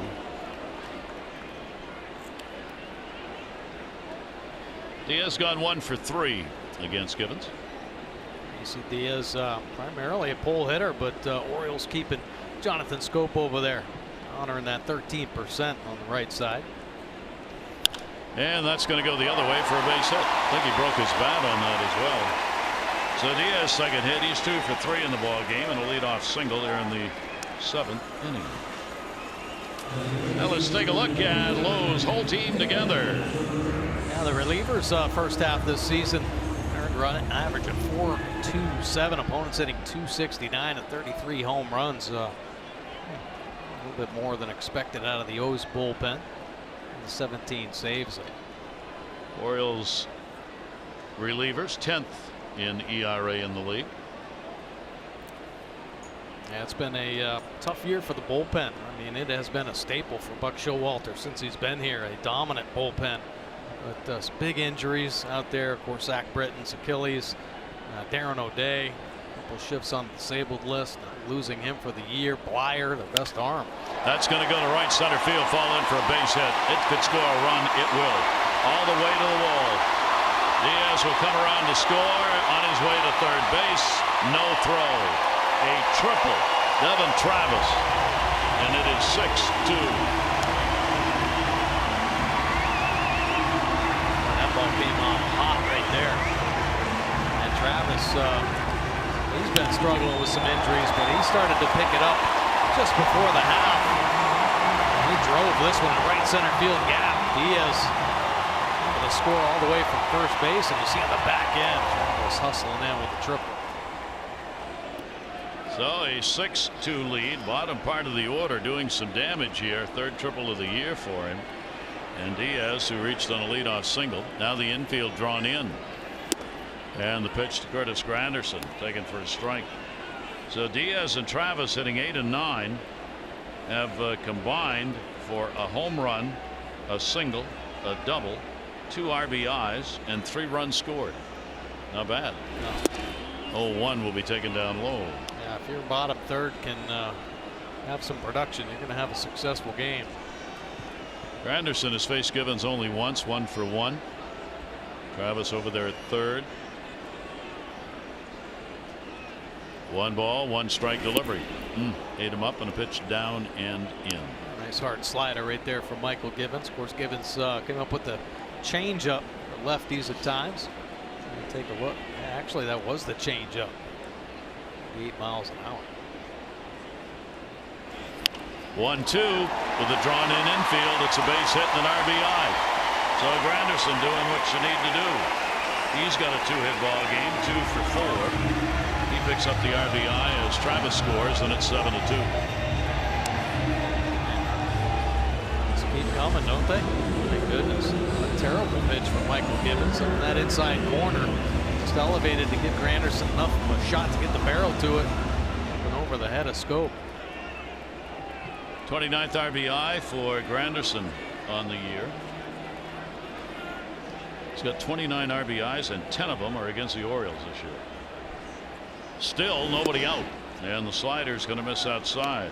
Hernandez, a sac fly his last time up. He has struck out and popped out.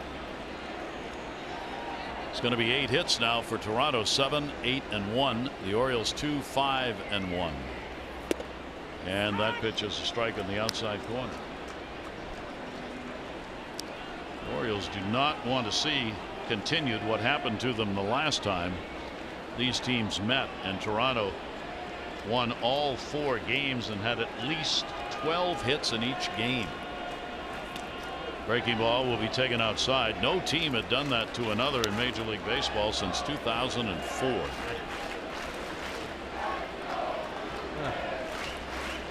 And they've got 8 in this one. 2 ball, 1 strikeout. Short lead Granderson. And the Givens a long way from the strike zone here in these last 2 pitches. Right. Yeah, just kind of losing command. That outside corner has been big all night long.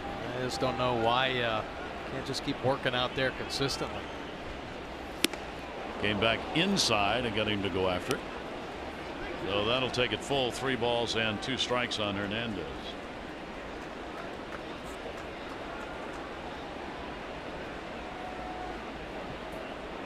It's Granderson being held by Davis.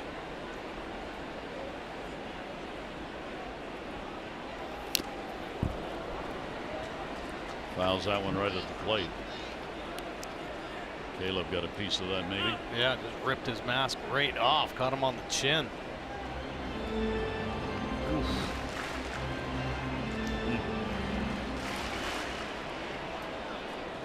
The mask back on and go to it. 3-2 coming again. 7th pitch of the at bat.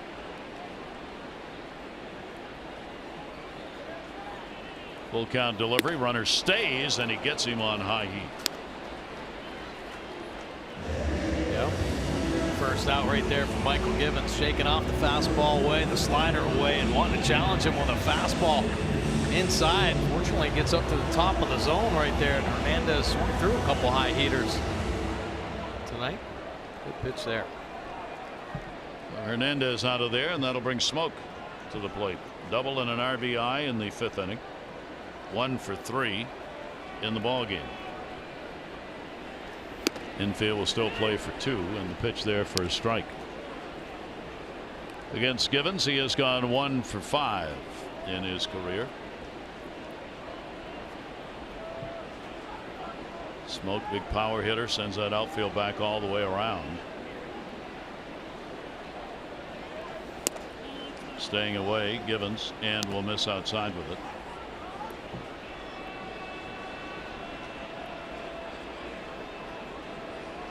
Orioles bullpen active with Tanner Scott.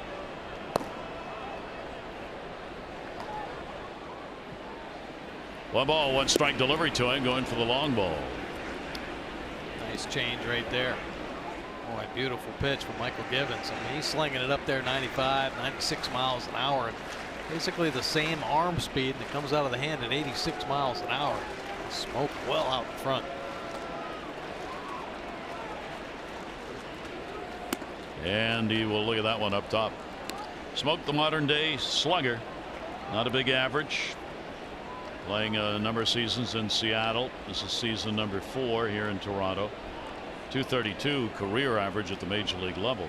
But it's the homers they were after.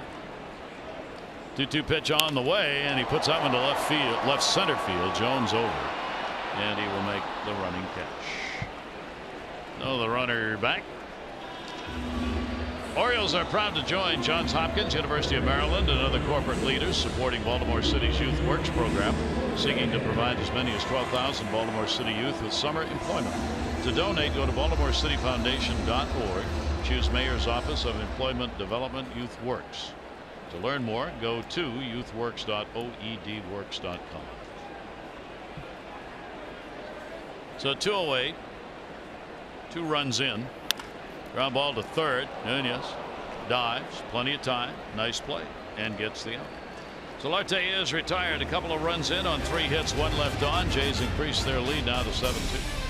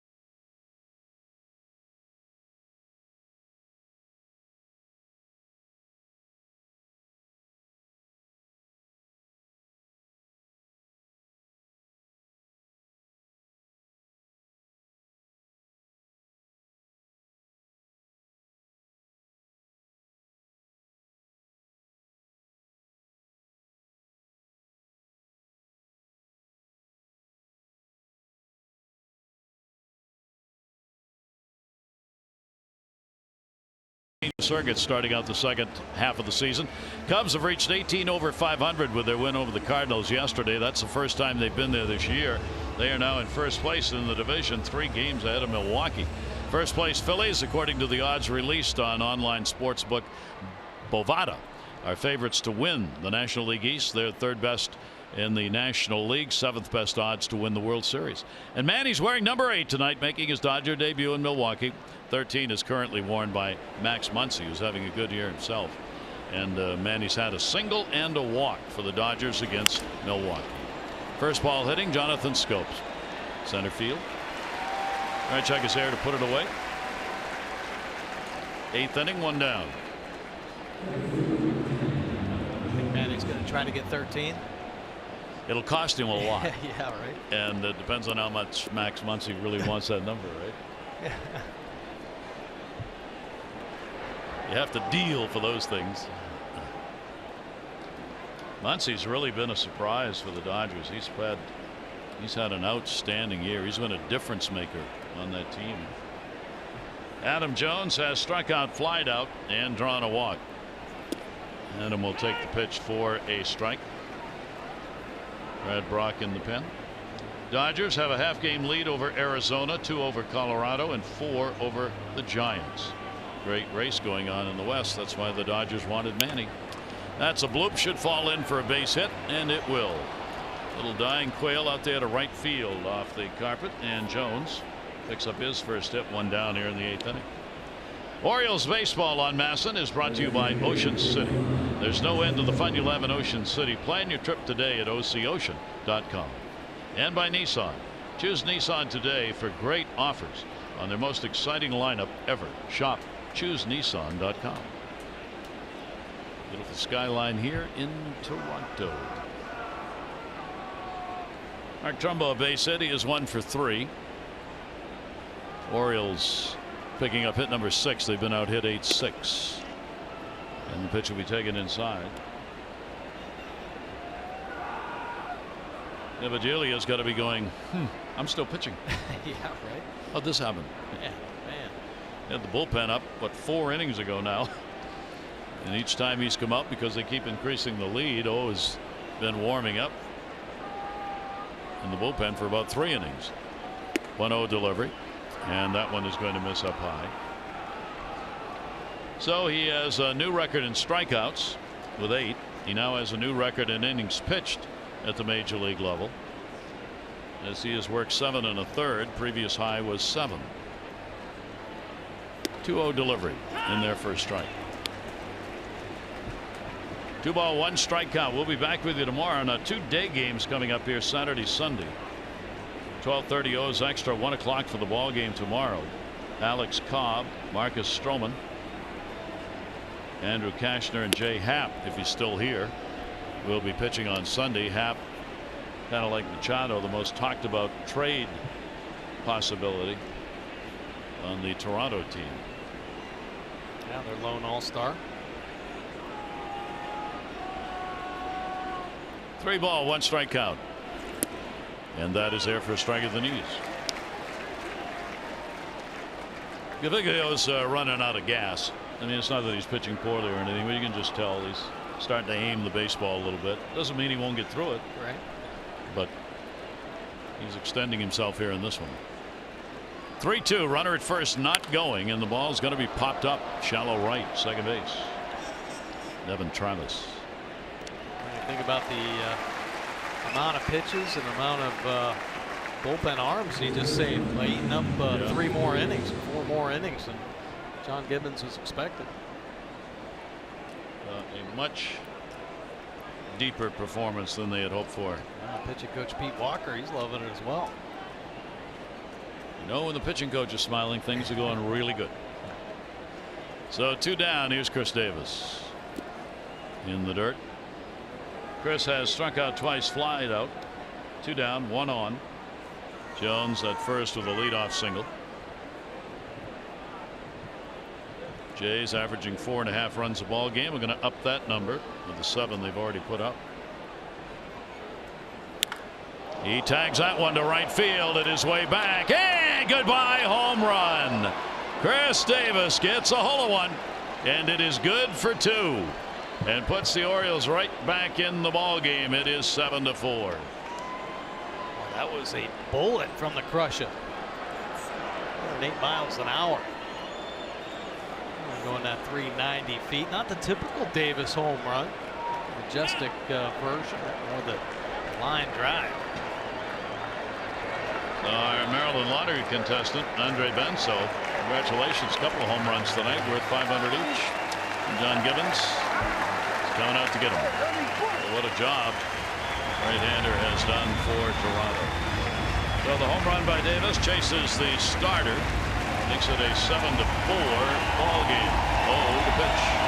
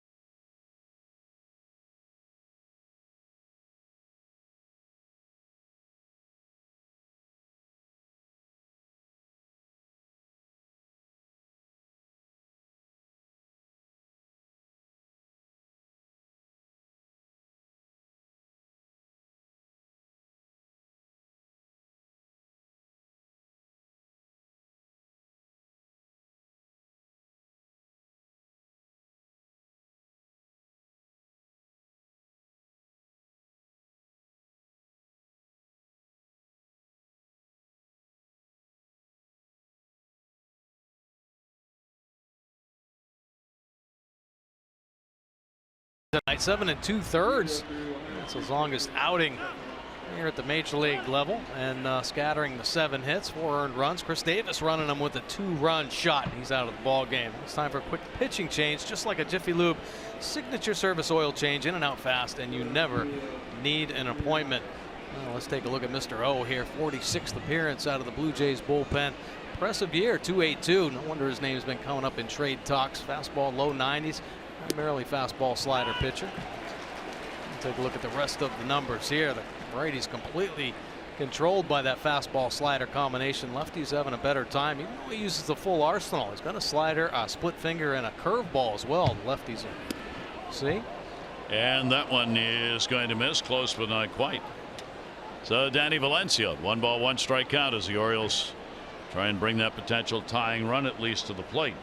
Danny's had a base hit. He has flied out twice, 2 runs in on the Davis home run, his 10th of the year, and Danny will step out. Son 1-0 last year with the Cardinals. Strike taken. Danny trying to draw a walk here and be one of those to get on with the Orioles down 7-4, and there are 2 outs in the inning.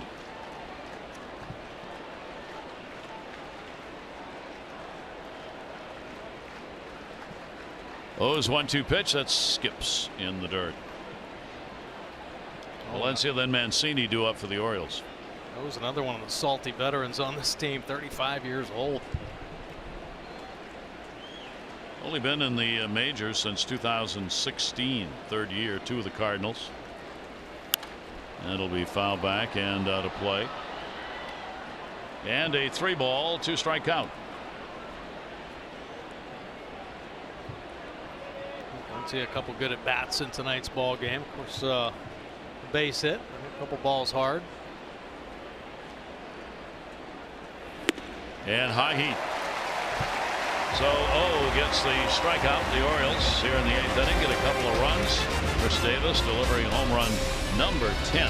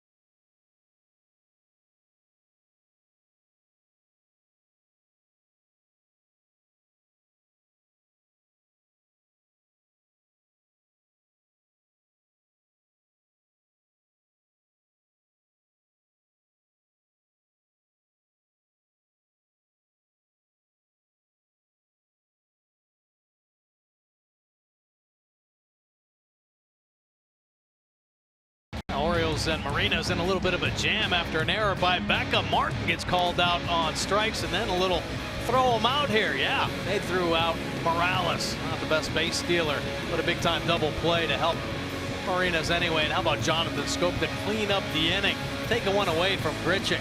110 miles off the bat, but Jonathan Schoop throwing the leather for the 3rd out.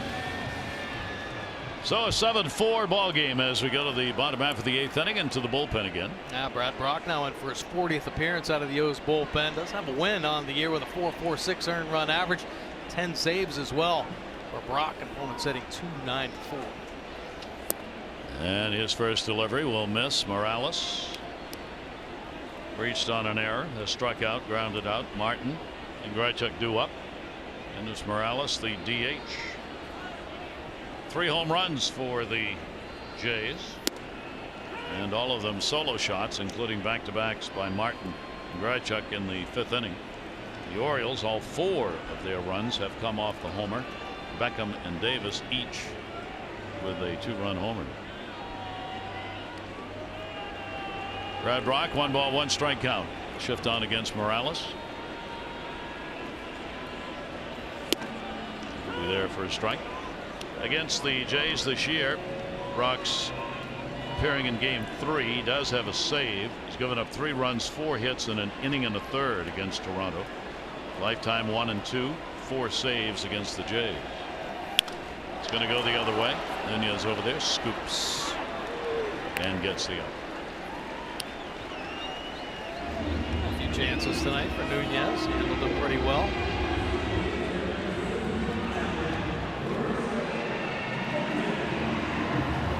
Two in a row. Finished out the 7th inning with a ground ball and starts out the 8th inning with one.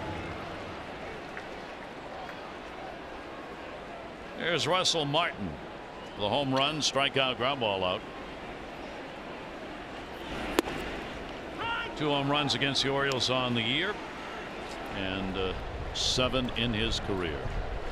Tyler Clipper, yet another name mentioned in the Toronto Star article about those who might be on the trading block. And another veteran. Yeah. 1-1 from Brad Brock, who also has been talked about on the trading block for the Orioles. 1 ball, 1 strike, 1 down. Nunez again. Takes those little crow hop steps. Yeah. 1, 2, 3. But he gets the out. MLB.TV is now available at a lower price for $82.99. Watch every out-of-market regular season game live or on demand. Your subscription includes MLB at Bat Premium, allowing you to watch live baseball on your favorite supported devices. Blackout and other restrictions apply. Visit MLB.TV to take advantage of this special offer.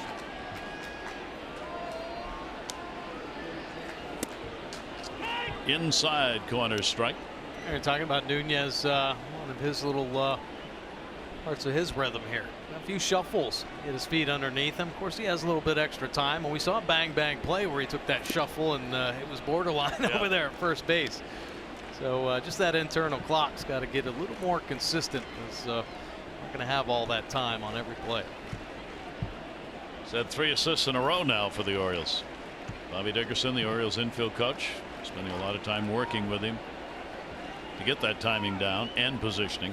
1-1 delivery. He's going to miss outside. Grichuk, the home run, his 12th, came in the 5th inning. He has popped out, lined out.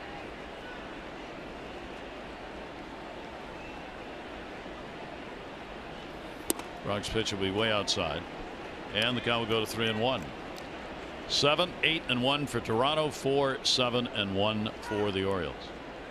6 have been left on by Toronto and 5 by the O's. 3-1 broken bat.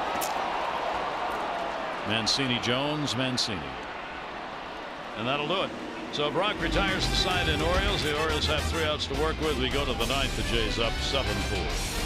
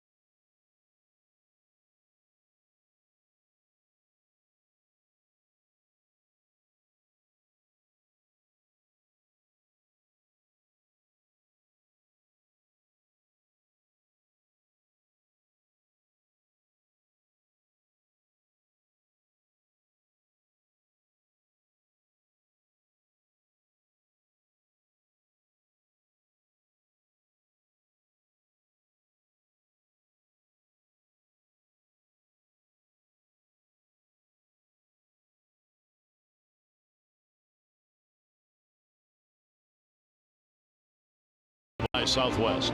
Low fares with nothing to hide. That's transparency. And by Chesapeake Employers Insurance, Maryland's largest writer of workers' compensation insurance. Gary Thorne and Mike Bordick. Ferry's pulling in. So's the end of the ball game if the Orioles can't get some guys on base. As the Blue Jays have a 7-4 lead, and it is a save situation. Yeah, gonna have to do it against Tyler Clipper at 49th appearance out of the Blue Jays pen. Pretty strong first half, 315 earned run average. The 54 punch outs in 45 2/3 innings of work. A real good changeup off his fastball. One of the best arm cells you're going to see on a changeup. Opponent's hitting just 207. Really controlling both the righties and lefties this year, but he's given up the 7 long balls. And the Orioles have hit a few tonight. He has blown the only save opportunity he's had against the Orioles this year. And the pitch will be taken for a strike. Trey Mancini, a base hit. He is 1 for 3. Clippard against the Orioles, game number 4 tonight. 2 2/3 innings, 1 run, 1 hit, 1 walk, and 6 strikeouts.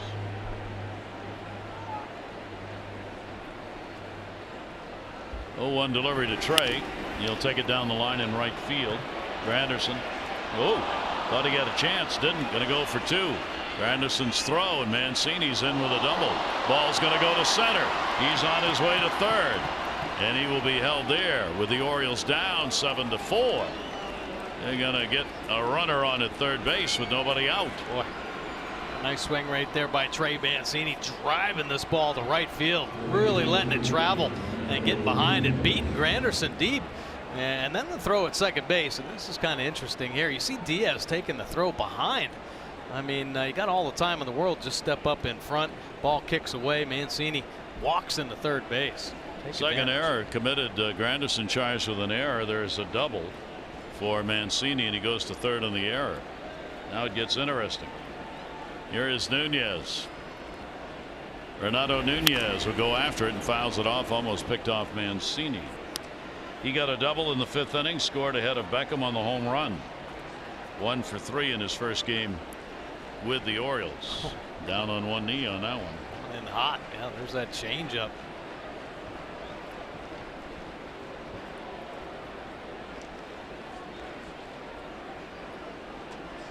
So the Orioles now also with 8 hits. Oh, 1 pitch on the way. Woo. Way up. He was using his fastball off his changeup. First pitch changeup at the bottom of the zone. Of course, most hitters hit off the fastball. Finally sees something hard, but it's about 2 feet up out of the strike zone.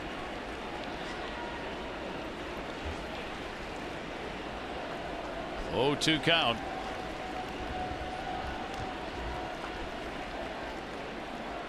Clever's delivery to him all the way to the backstop. Runner's going to score. So a wild pitch, and the Orioles have cut this to a 7-5 ball game here in the 9th inning as Clippard let one sail. Maybe he was trying to throw it just a little higher. See if Nunez would chase right here. This one, my goodness. Mark doesn't even make an attempt at that one. The Orioles here in the 9th. Chance to get that potential tying run to the plate. It's in the on deck circle right now. 1 ball, 2 strike count on Nunez. Clippard's pitch foul tipped and off the mitt. Now, Tyler Clippard, now you think back in spring training, there was that bulk of free agents that were stuck down in Florida. One of those schools had all the free agents in baseball went down there to work out. Well, he was one of the arms down there, and the Blue Jays ended up picking him up at the end of spring training. Him into the bullpen. 1-2. Russell, long run, can't get there. A lot of room. Bigger than most ballparks. Foul territory between home and first. As you can tell, as Russell had a long way to get over there by the Orioles dugout. Pretty good effort, though. All that gear on, and the sad part about it is there isn't another player next to him. I wonder where Smoke was at first base. Go ahead, you can do it all yourself. He was watching. Yeah. 1-2 on Nunez. In the air to center, hit well, going back with a warning track and hauled in. Richard goes back to get it. This copyrighted telecast presented by authority of the Orioles may not be reproduced or retransmitted in any form, and the accounts and descriptions of this game may not be disseminated without the express written consent of the Orioles. So 1 down under the watchful eye of the CN Tower. Here's Caleb Joseph. Base is empty and foul back. Clippard working the heat here, and that's what the Orioles are looking for.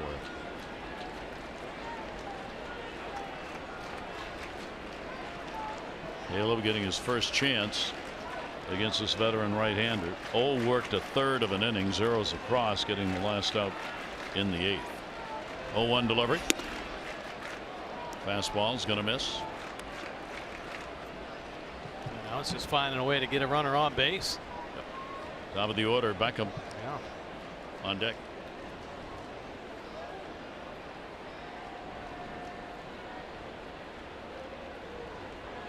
One delivery on the way.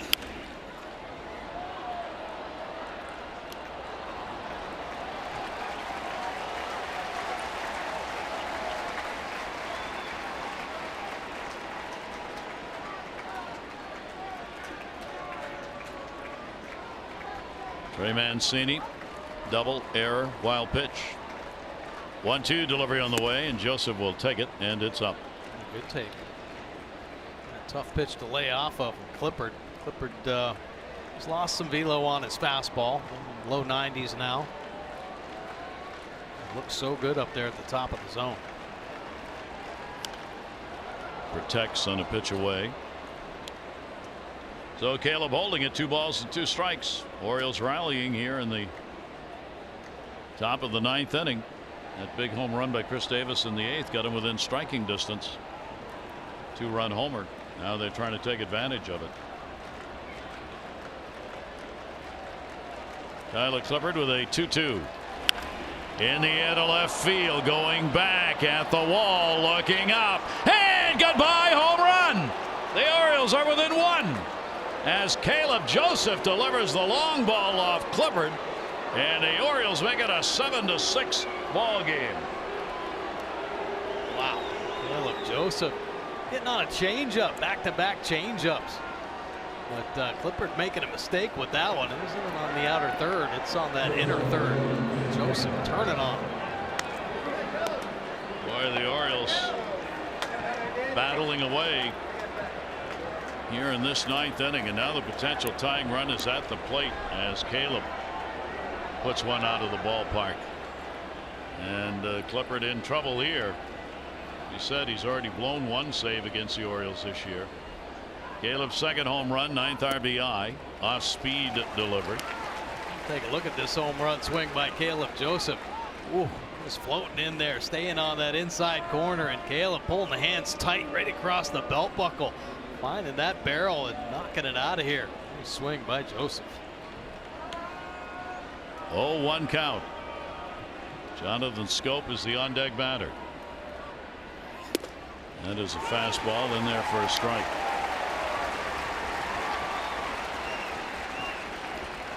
Congratulations to Andre Benso. Good night to be the Maryland Lottery contestant. $500 for every home run hit, and the Orioles have got 3.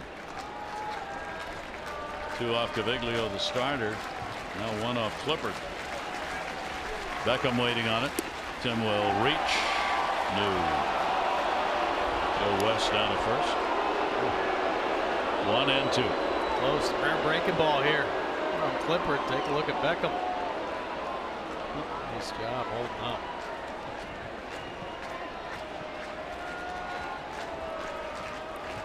One ball, 2 strike count. A game that looked like it was too far away for the Orioles. That all changed in the 8th, and now here in the 9th. Beckham will take it. It's down low.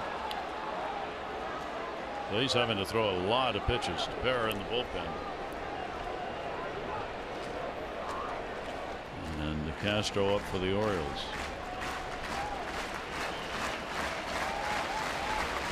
Clippard has gotten only 1 out. Going up a double and a home run. 2-2, foul back again. An already long inning for Tyler Clippard. Beckham's 0 for 2, the only times he has faced him. 31,115 the announced attendance. 31,115. A lot of them thought this ball game was pretty much over. Let's keep fighting back. Like to see it. 2-2 delivery, and he got him with a off-speed pitch. That's the change. That's the Bugs Bunny change there. 78 miles an hour after a 92-mile-an-hour fastball. Almost stops twice on Beckman. Really fighting to stay back and stay inside the baseball, but even that, all that effort, not enough to wait long enough. Throws that changeup 42% of the time on first pitches. That's the most in the majors. Got him there on the third strike. So here's Jonathan Scope, 2 down, 9th inning. Orioles have 2 runs in. They got 2 in the 8th on the 2-run homer by Davis. Wild pitch scored Trey Mancini. Home run by Caleb Joseph has made it a 1-run ball game. 1-0 delivered in the air, down the line, left field. It is deep and it is gone. Goodbye home run. The Orioles have tied it up. Jonathan Scope with 2 away in the 9th makes it a 7-7 ball game. I love it. Jonathan Scope just sitting all over the changeup, got it and punished it. That ball was rocketed out of here. 11th home run of the season. How about his 100th career home run? Perfect timing for that swing.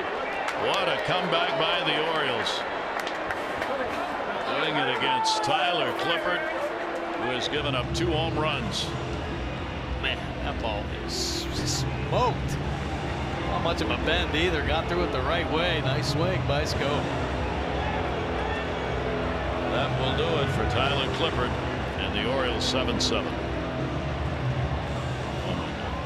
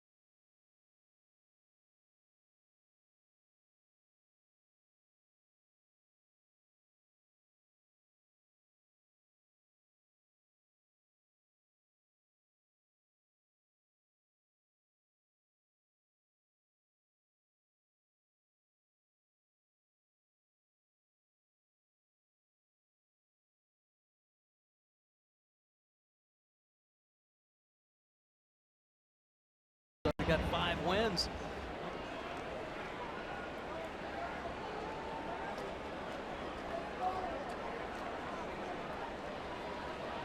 Now Ryan Tepera now into the ball game. Have 5 wins out of the Blue Jays bullpen. 2.90 earned run average. That's 44 punch-outs in 40 1/3 innings. Good fastball. Rushed it up there to 97. Works in the mid-90s. So Tepera trying to find a final out here in the top of the 9th inning. 7-10-1 now for the Orioles. 7-7 ball game. Jonathan Scope, 11th home run. Tepera on. Face Adam Jones.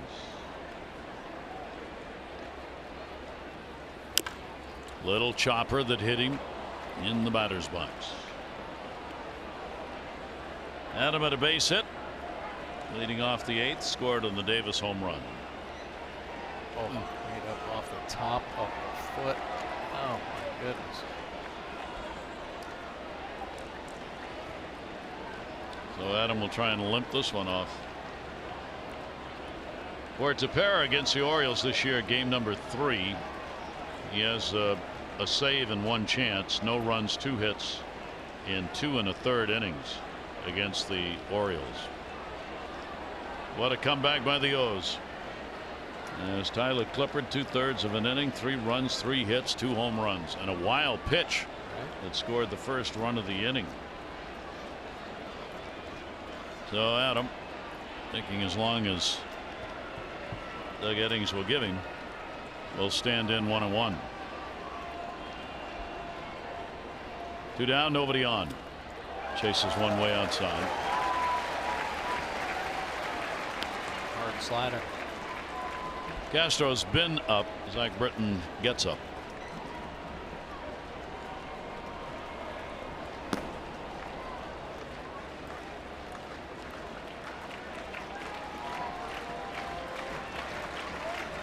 One for 3 in the ball game and a walk for Adam, and another cut on the pitch away. But the Orioles get it done. Here in the 9th inning, they come back. Caleb Joseph delivering the long ball, just his 2nd of the year. And then Jonathan Scope with 2 down, picking up his 11th. That ties the game, 7-7.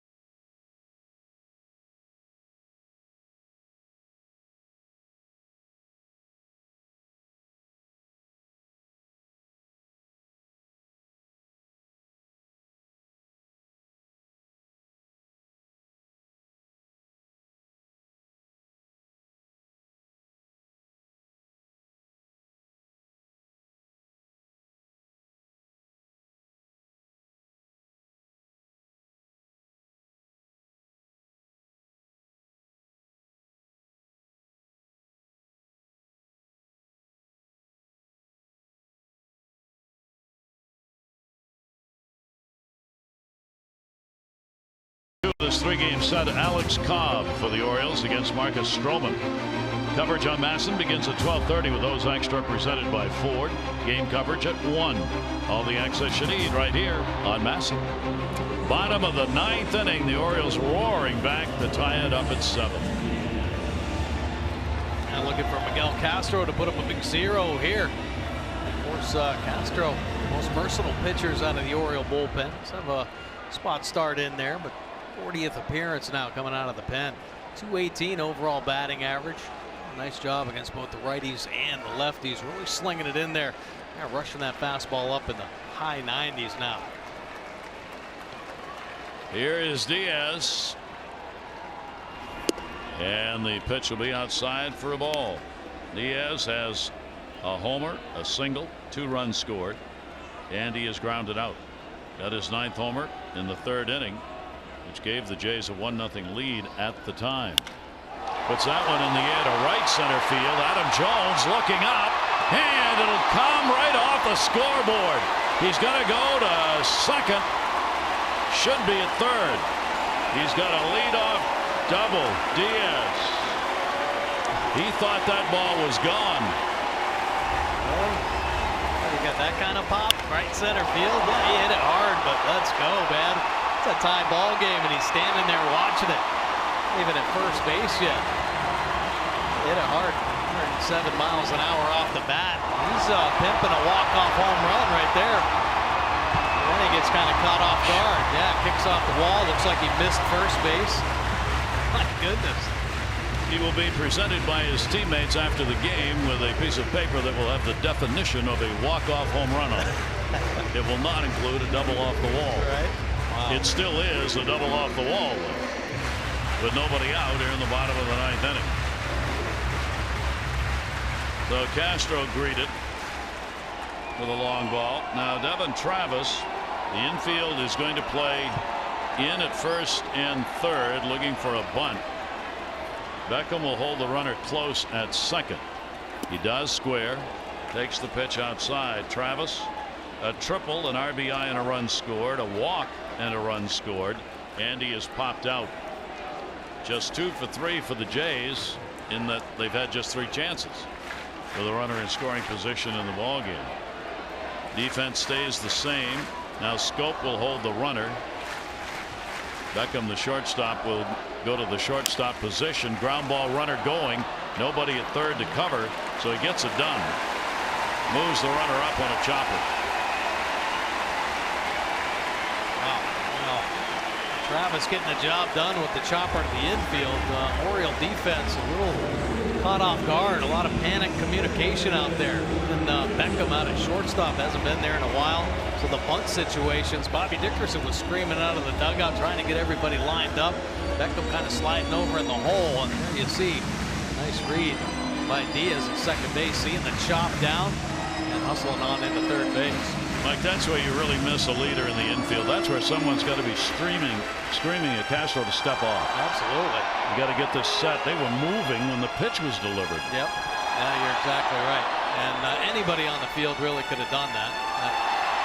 Caleb could have called timeout. Castro could have stepped off, hearing all the screaming and commotion going on. So now the intentional walk will be surrendered to Granderson, setting up the possibility of a double play with 1 down. Runners on at first and third, 1 away, bottom of the 9th. It's a tie ball game. And the Oscar Hernandez coming up. He's had a sac fly RBI already in the ball game. So Castro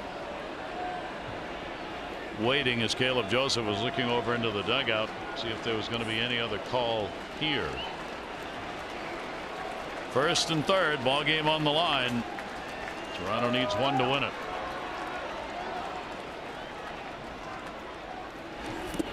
Breaking ball, swung on and missed, not close on that one. Again, we've seen Hernandez a couple of times, a little anxious. Oh yeah. Definitely the situation. You see the green line out there. That's the sac line where it is okay to go. Anything on that or beyond that is the green light. Send Diaz on the sac fly. Anything in front is a warning. Oriole defense right at the end of that. If they come in, the third base coach is going to put the brakes on. 0-1, runner goes to second. Fake throw.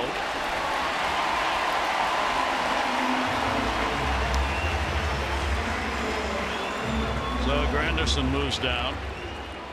A good slider right there. And Orioles had the play on. No throw to second base.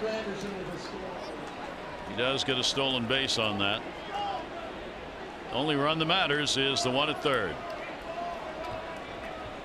That's Diaz.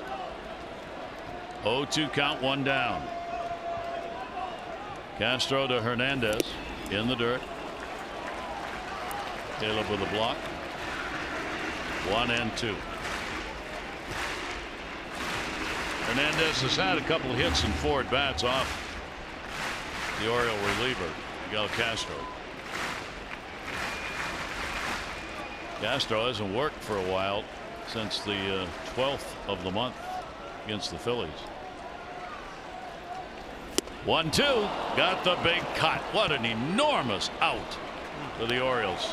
Big fastball, a couple of nasty sliders in that AB, and challenging him with the noise. 98 miles an hour. Hit it if you can. Late movement on the dish as well. Now Buck is on his way out.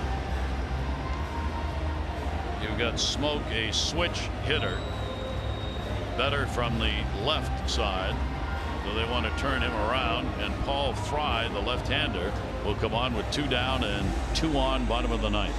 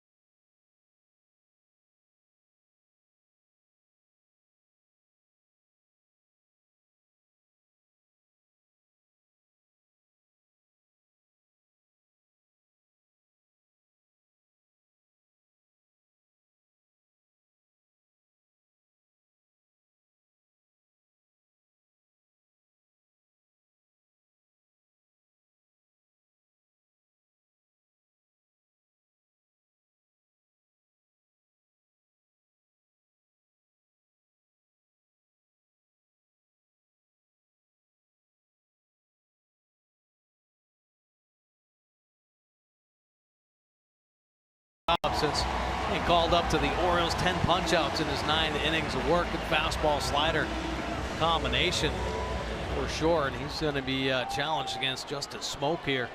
Runners at second and third. See the opponent batting average at 219. Righties up to 267. The power for Smoke is from the other side of the plate. He's got the potential winning run at third base in Diaz. 2 down, and Fry will work against the switch hitter. Smoke takes it down low for a ball. Smoke actually has a better average against the lefties, 262 as opposed to 236, but you're talking about 100 less at bats and 8 fewer home runs. So this is the matchup. Let Showalter want to get the lefty. Fry with a 1-0. Smoke will take that one down low. Caleb's made some nice blocks though. Tough sliders down in the dirt. He smothered all of them. Big lead at third base too, Diaz, because they've got Nunez backed up pretty deep. So he's walking off a real good lead. And a timeout asked for by Caleb Joseph. Orioles battling back as they got 2 runs picked up in the 8th inning. 3 more scored in the 9th. 7-7 game. 2-0, that's there. Smoke just not wanting to go after that one. RBI double came in the 5th inning for Smoke. 1 for 4 in the ball game. Diaz way off third. Fry 2-1. Ooh, great pitch. Down and in. That is nasty. Hasn't made many mistakes with this pitch. Knows how to finish it. Not hard. Starting in at the knees and biting down below. Advantage now. 2-ball, 2-strike delivery. Smoke goes down swinging, and a great chance for Toronto to win the ball game, and the Oriole bullpen shuts them down. No runs a hit. 2 are left in scoring position. We go to the 10th.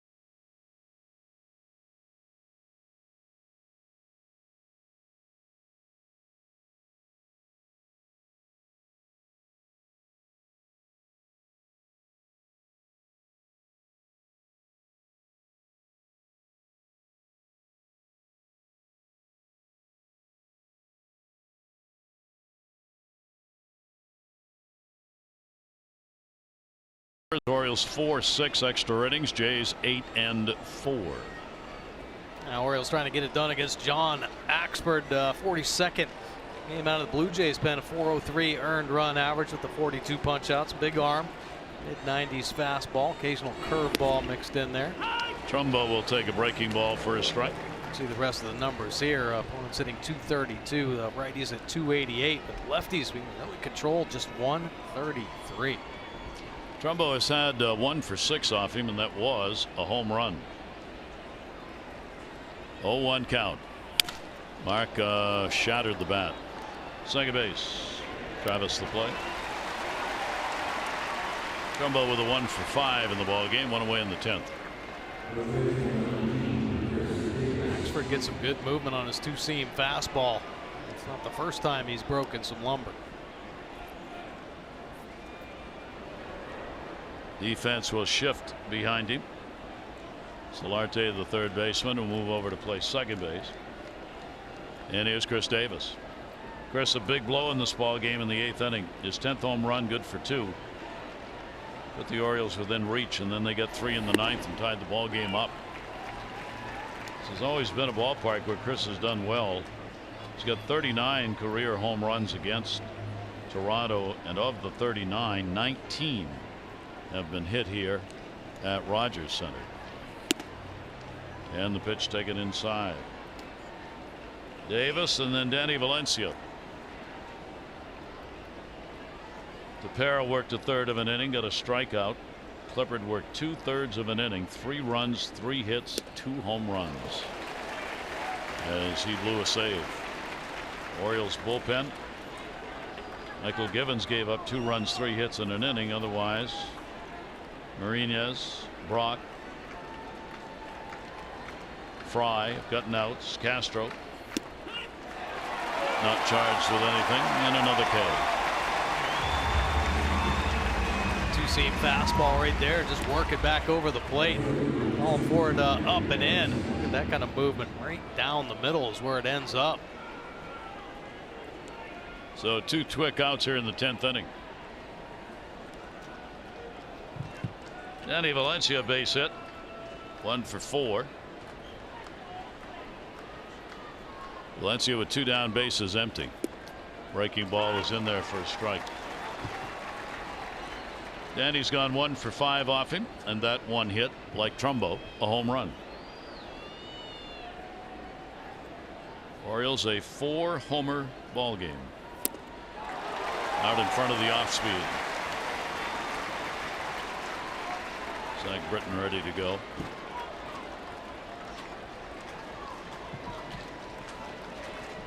Quite a workout for the bullpens in the first game back after the All-Star game. Valencia 0-2. Great job by Gaviglio. Sam Gaviglio, the starter, 4 runs, 7 hits, 7 2/3 strong innings. Indeed, in this one, as is Dylan Bundy. 0-2, stepped away, and the pitch went that way, away. So the Orioles retired. We go to the bottom half of the 10th inning. Solarte, Morales, and Martin.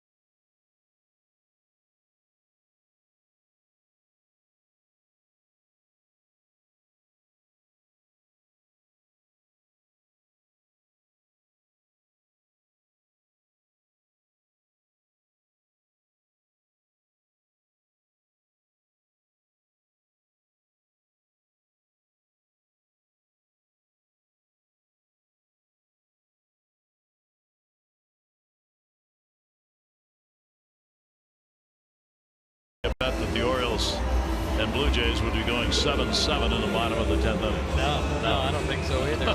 Some clutch hitting, obviously, by the Orioles, storming back. Pretty impressive, not giving up. You know, I mean, they were down and kept plugging away.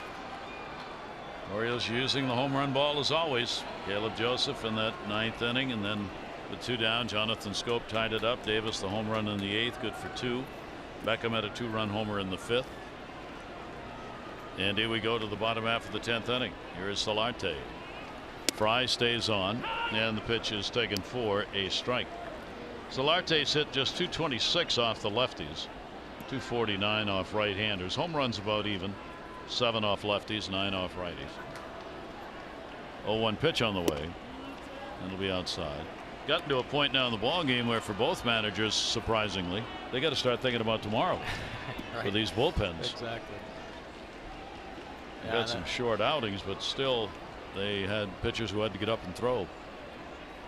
1-1 away. Yeah, you know, John Gibbons was feeling pretty good, right? His starter kept eating up innings and had to sit some arms down out in the bullpen. And here you go. Burn up some arms. Fry with a 2-ball 1-strike count. Ground ball towards third. Nunez is there. He's got it. Solarte went away in the 10th.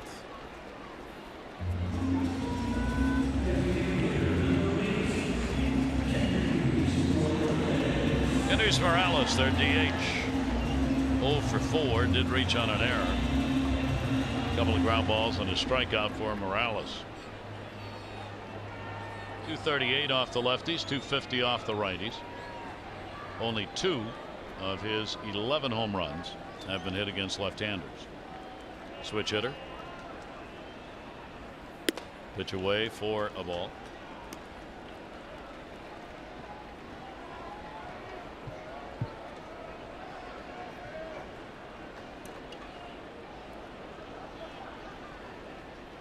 One 0 count, 1 down.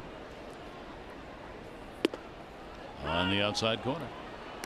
Good fastball. Fry kind of hides his heater, a little short arm. It's behind his head, a lot like Zach Britton. So I don't think the hitters can really pick it up as good as they'd like. And the 1-1 he did not see at all. Really fooled in the off-speed delivery. Good hard slider, burying it. Not making any mistakes with that slider. It's either a quality strike right across the knees or he's burying it down in the dirt. Real good pitch. And Fry gets ahead of him. 1-2. Left-hander's delivery. That'll be taken down low for a ball. Paul, 25 years old, AA, AAA this year with Bowie and Norfolk. Orioles bringing him up because he's having success. 13 games, AAA, 0-1, 3.47 ERA though. He moved up to AAA on May 18 after starting at Bowie. And that pitch is going to be away. So the count goes full. 3-ball, 2-strike count on Morales with Martin on deck.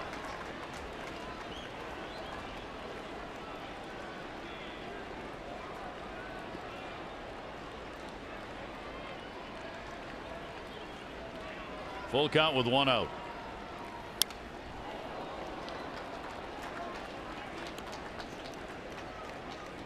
Morales, pretty healthy cut on that fastball there. Looking out there on that outside corner.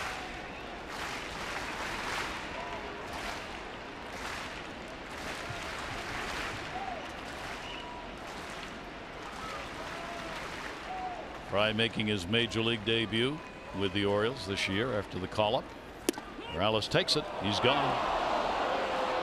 Got to be swinging, and he wasn't. And Fry will pick up his second strikeout of the 3 batters faced. Yeah, that's some cheese at the knees right there, hitting Caleb Joseph's glove. Caleb calling for the heater down low, wanting it in the tough spot. He executes perfectly. Beautiful fastball there. So Fry 2 away here in the 10th of this tie game, and here's Russell Martin. His home run, 5th inning, number 7. Solo shot leading the inning off. Back to back with Grichuk, who had a home run the next batter.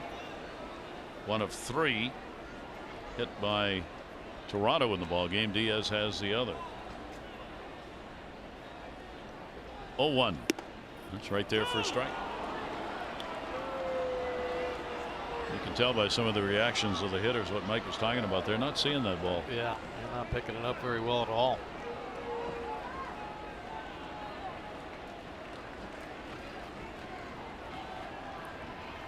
Martin on the 0-2 will take it down low. Martin has hit only 200 off left-handers and just 172 off righties. All of his home runs, 7 of them, have come against righties.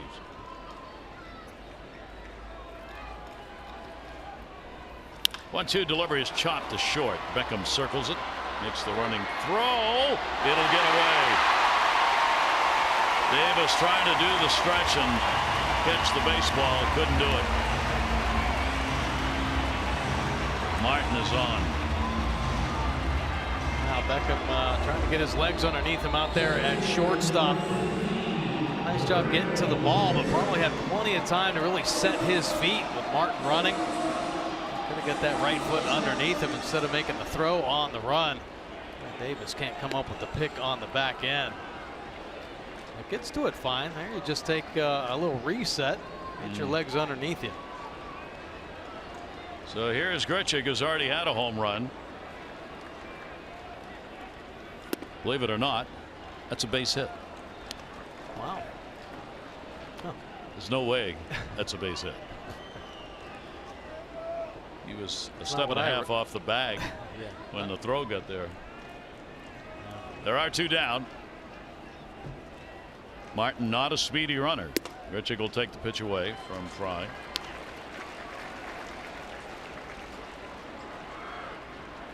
Grichuk hitting only 197 against left-handers.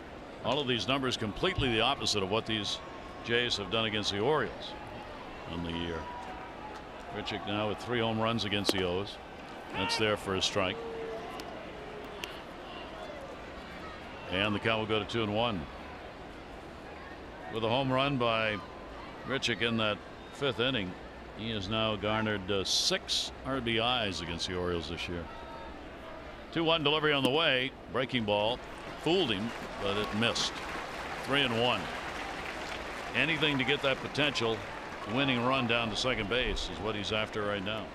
Well, he better be careful. 3-1 here. They're making a quality pitch, quality strike. Grichuk with the numbers he's been putting up against the Orioles. And he walked him. So that will move Martin down to second base. That's only the 2nd walk surrendered by Oriole pitchers in the ballgame.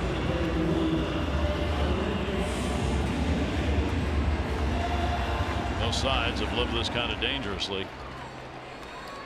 Fry will work to Diaz. Diaz the home run in the 3rd. Thought he had a home run in the 9th. Ended up with a double and ended up stranded. He's had a 3-hit ball game, 3 for 4. Homer, single, double, and he is grounded out. He will take the pitch inside for a ball. Diaz hitting only 183 against left-handers. These numbers for the Jays against lefties, right-handed batters, is really bad. Yeah, it is. 1-0 the count. Ground ball towards the hole. Slowed down, and this game is over. It bounced off the glove of Nunez and went the other way from Beckham. It is a base hit. An RBI for Diaz. A 4-hit ball game for him. And as is often said, baseball is a game of redeeming features. For Diaz, who thought he had a home run and didn't run out the last hit, he gets one here in the infield and a 10th inning win. Tough one there for the Orioles. Nice job battling back, and then defensively that little breakdown there at the end. That one sliding underneath the glove of Tim Beckham. Looked like he was on it. He saw the deflection. Didn't get the glove down low enough. So Axford will come away with a win, and Fry will take the loss. First decision for Fry with the Orioles, and Axford goes 3-1 on the year in a tough 8-7 Blue Jays win. So that's game one. We'll be back with you tomorrow afternoon. Alex Cobb on the mound against Marcus Stroman. Coverage on Masson will begin at 12:30 with those extra presented by Ford. Our game coverage will be at 1. This has been a Masson presentation. Tom and Rick standing by. Highly unusual ball game. Great battle back by the Orioles, and then to lose it on that play right there. For Mike Bordick and all of our crew, I'm Gary Thorne. Thanks everybody. Have a great rest of the night. Adieu.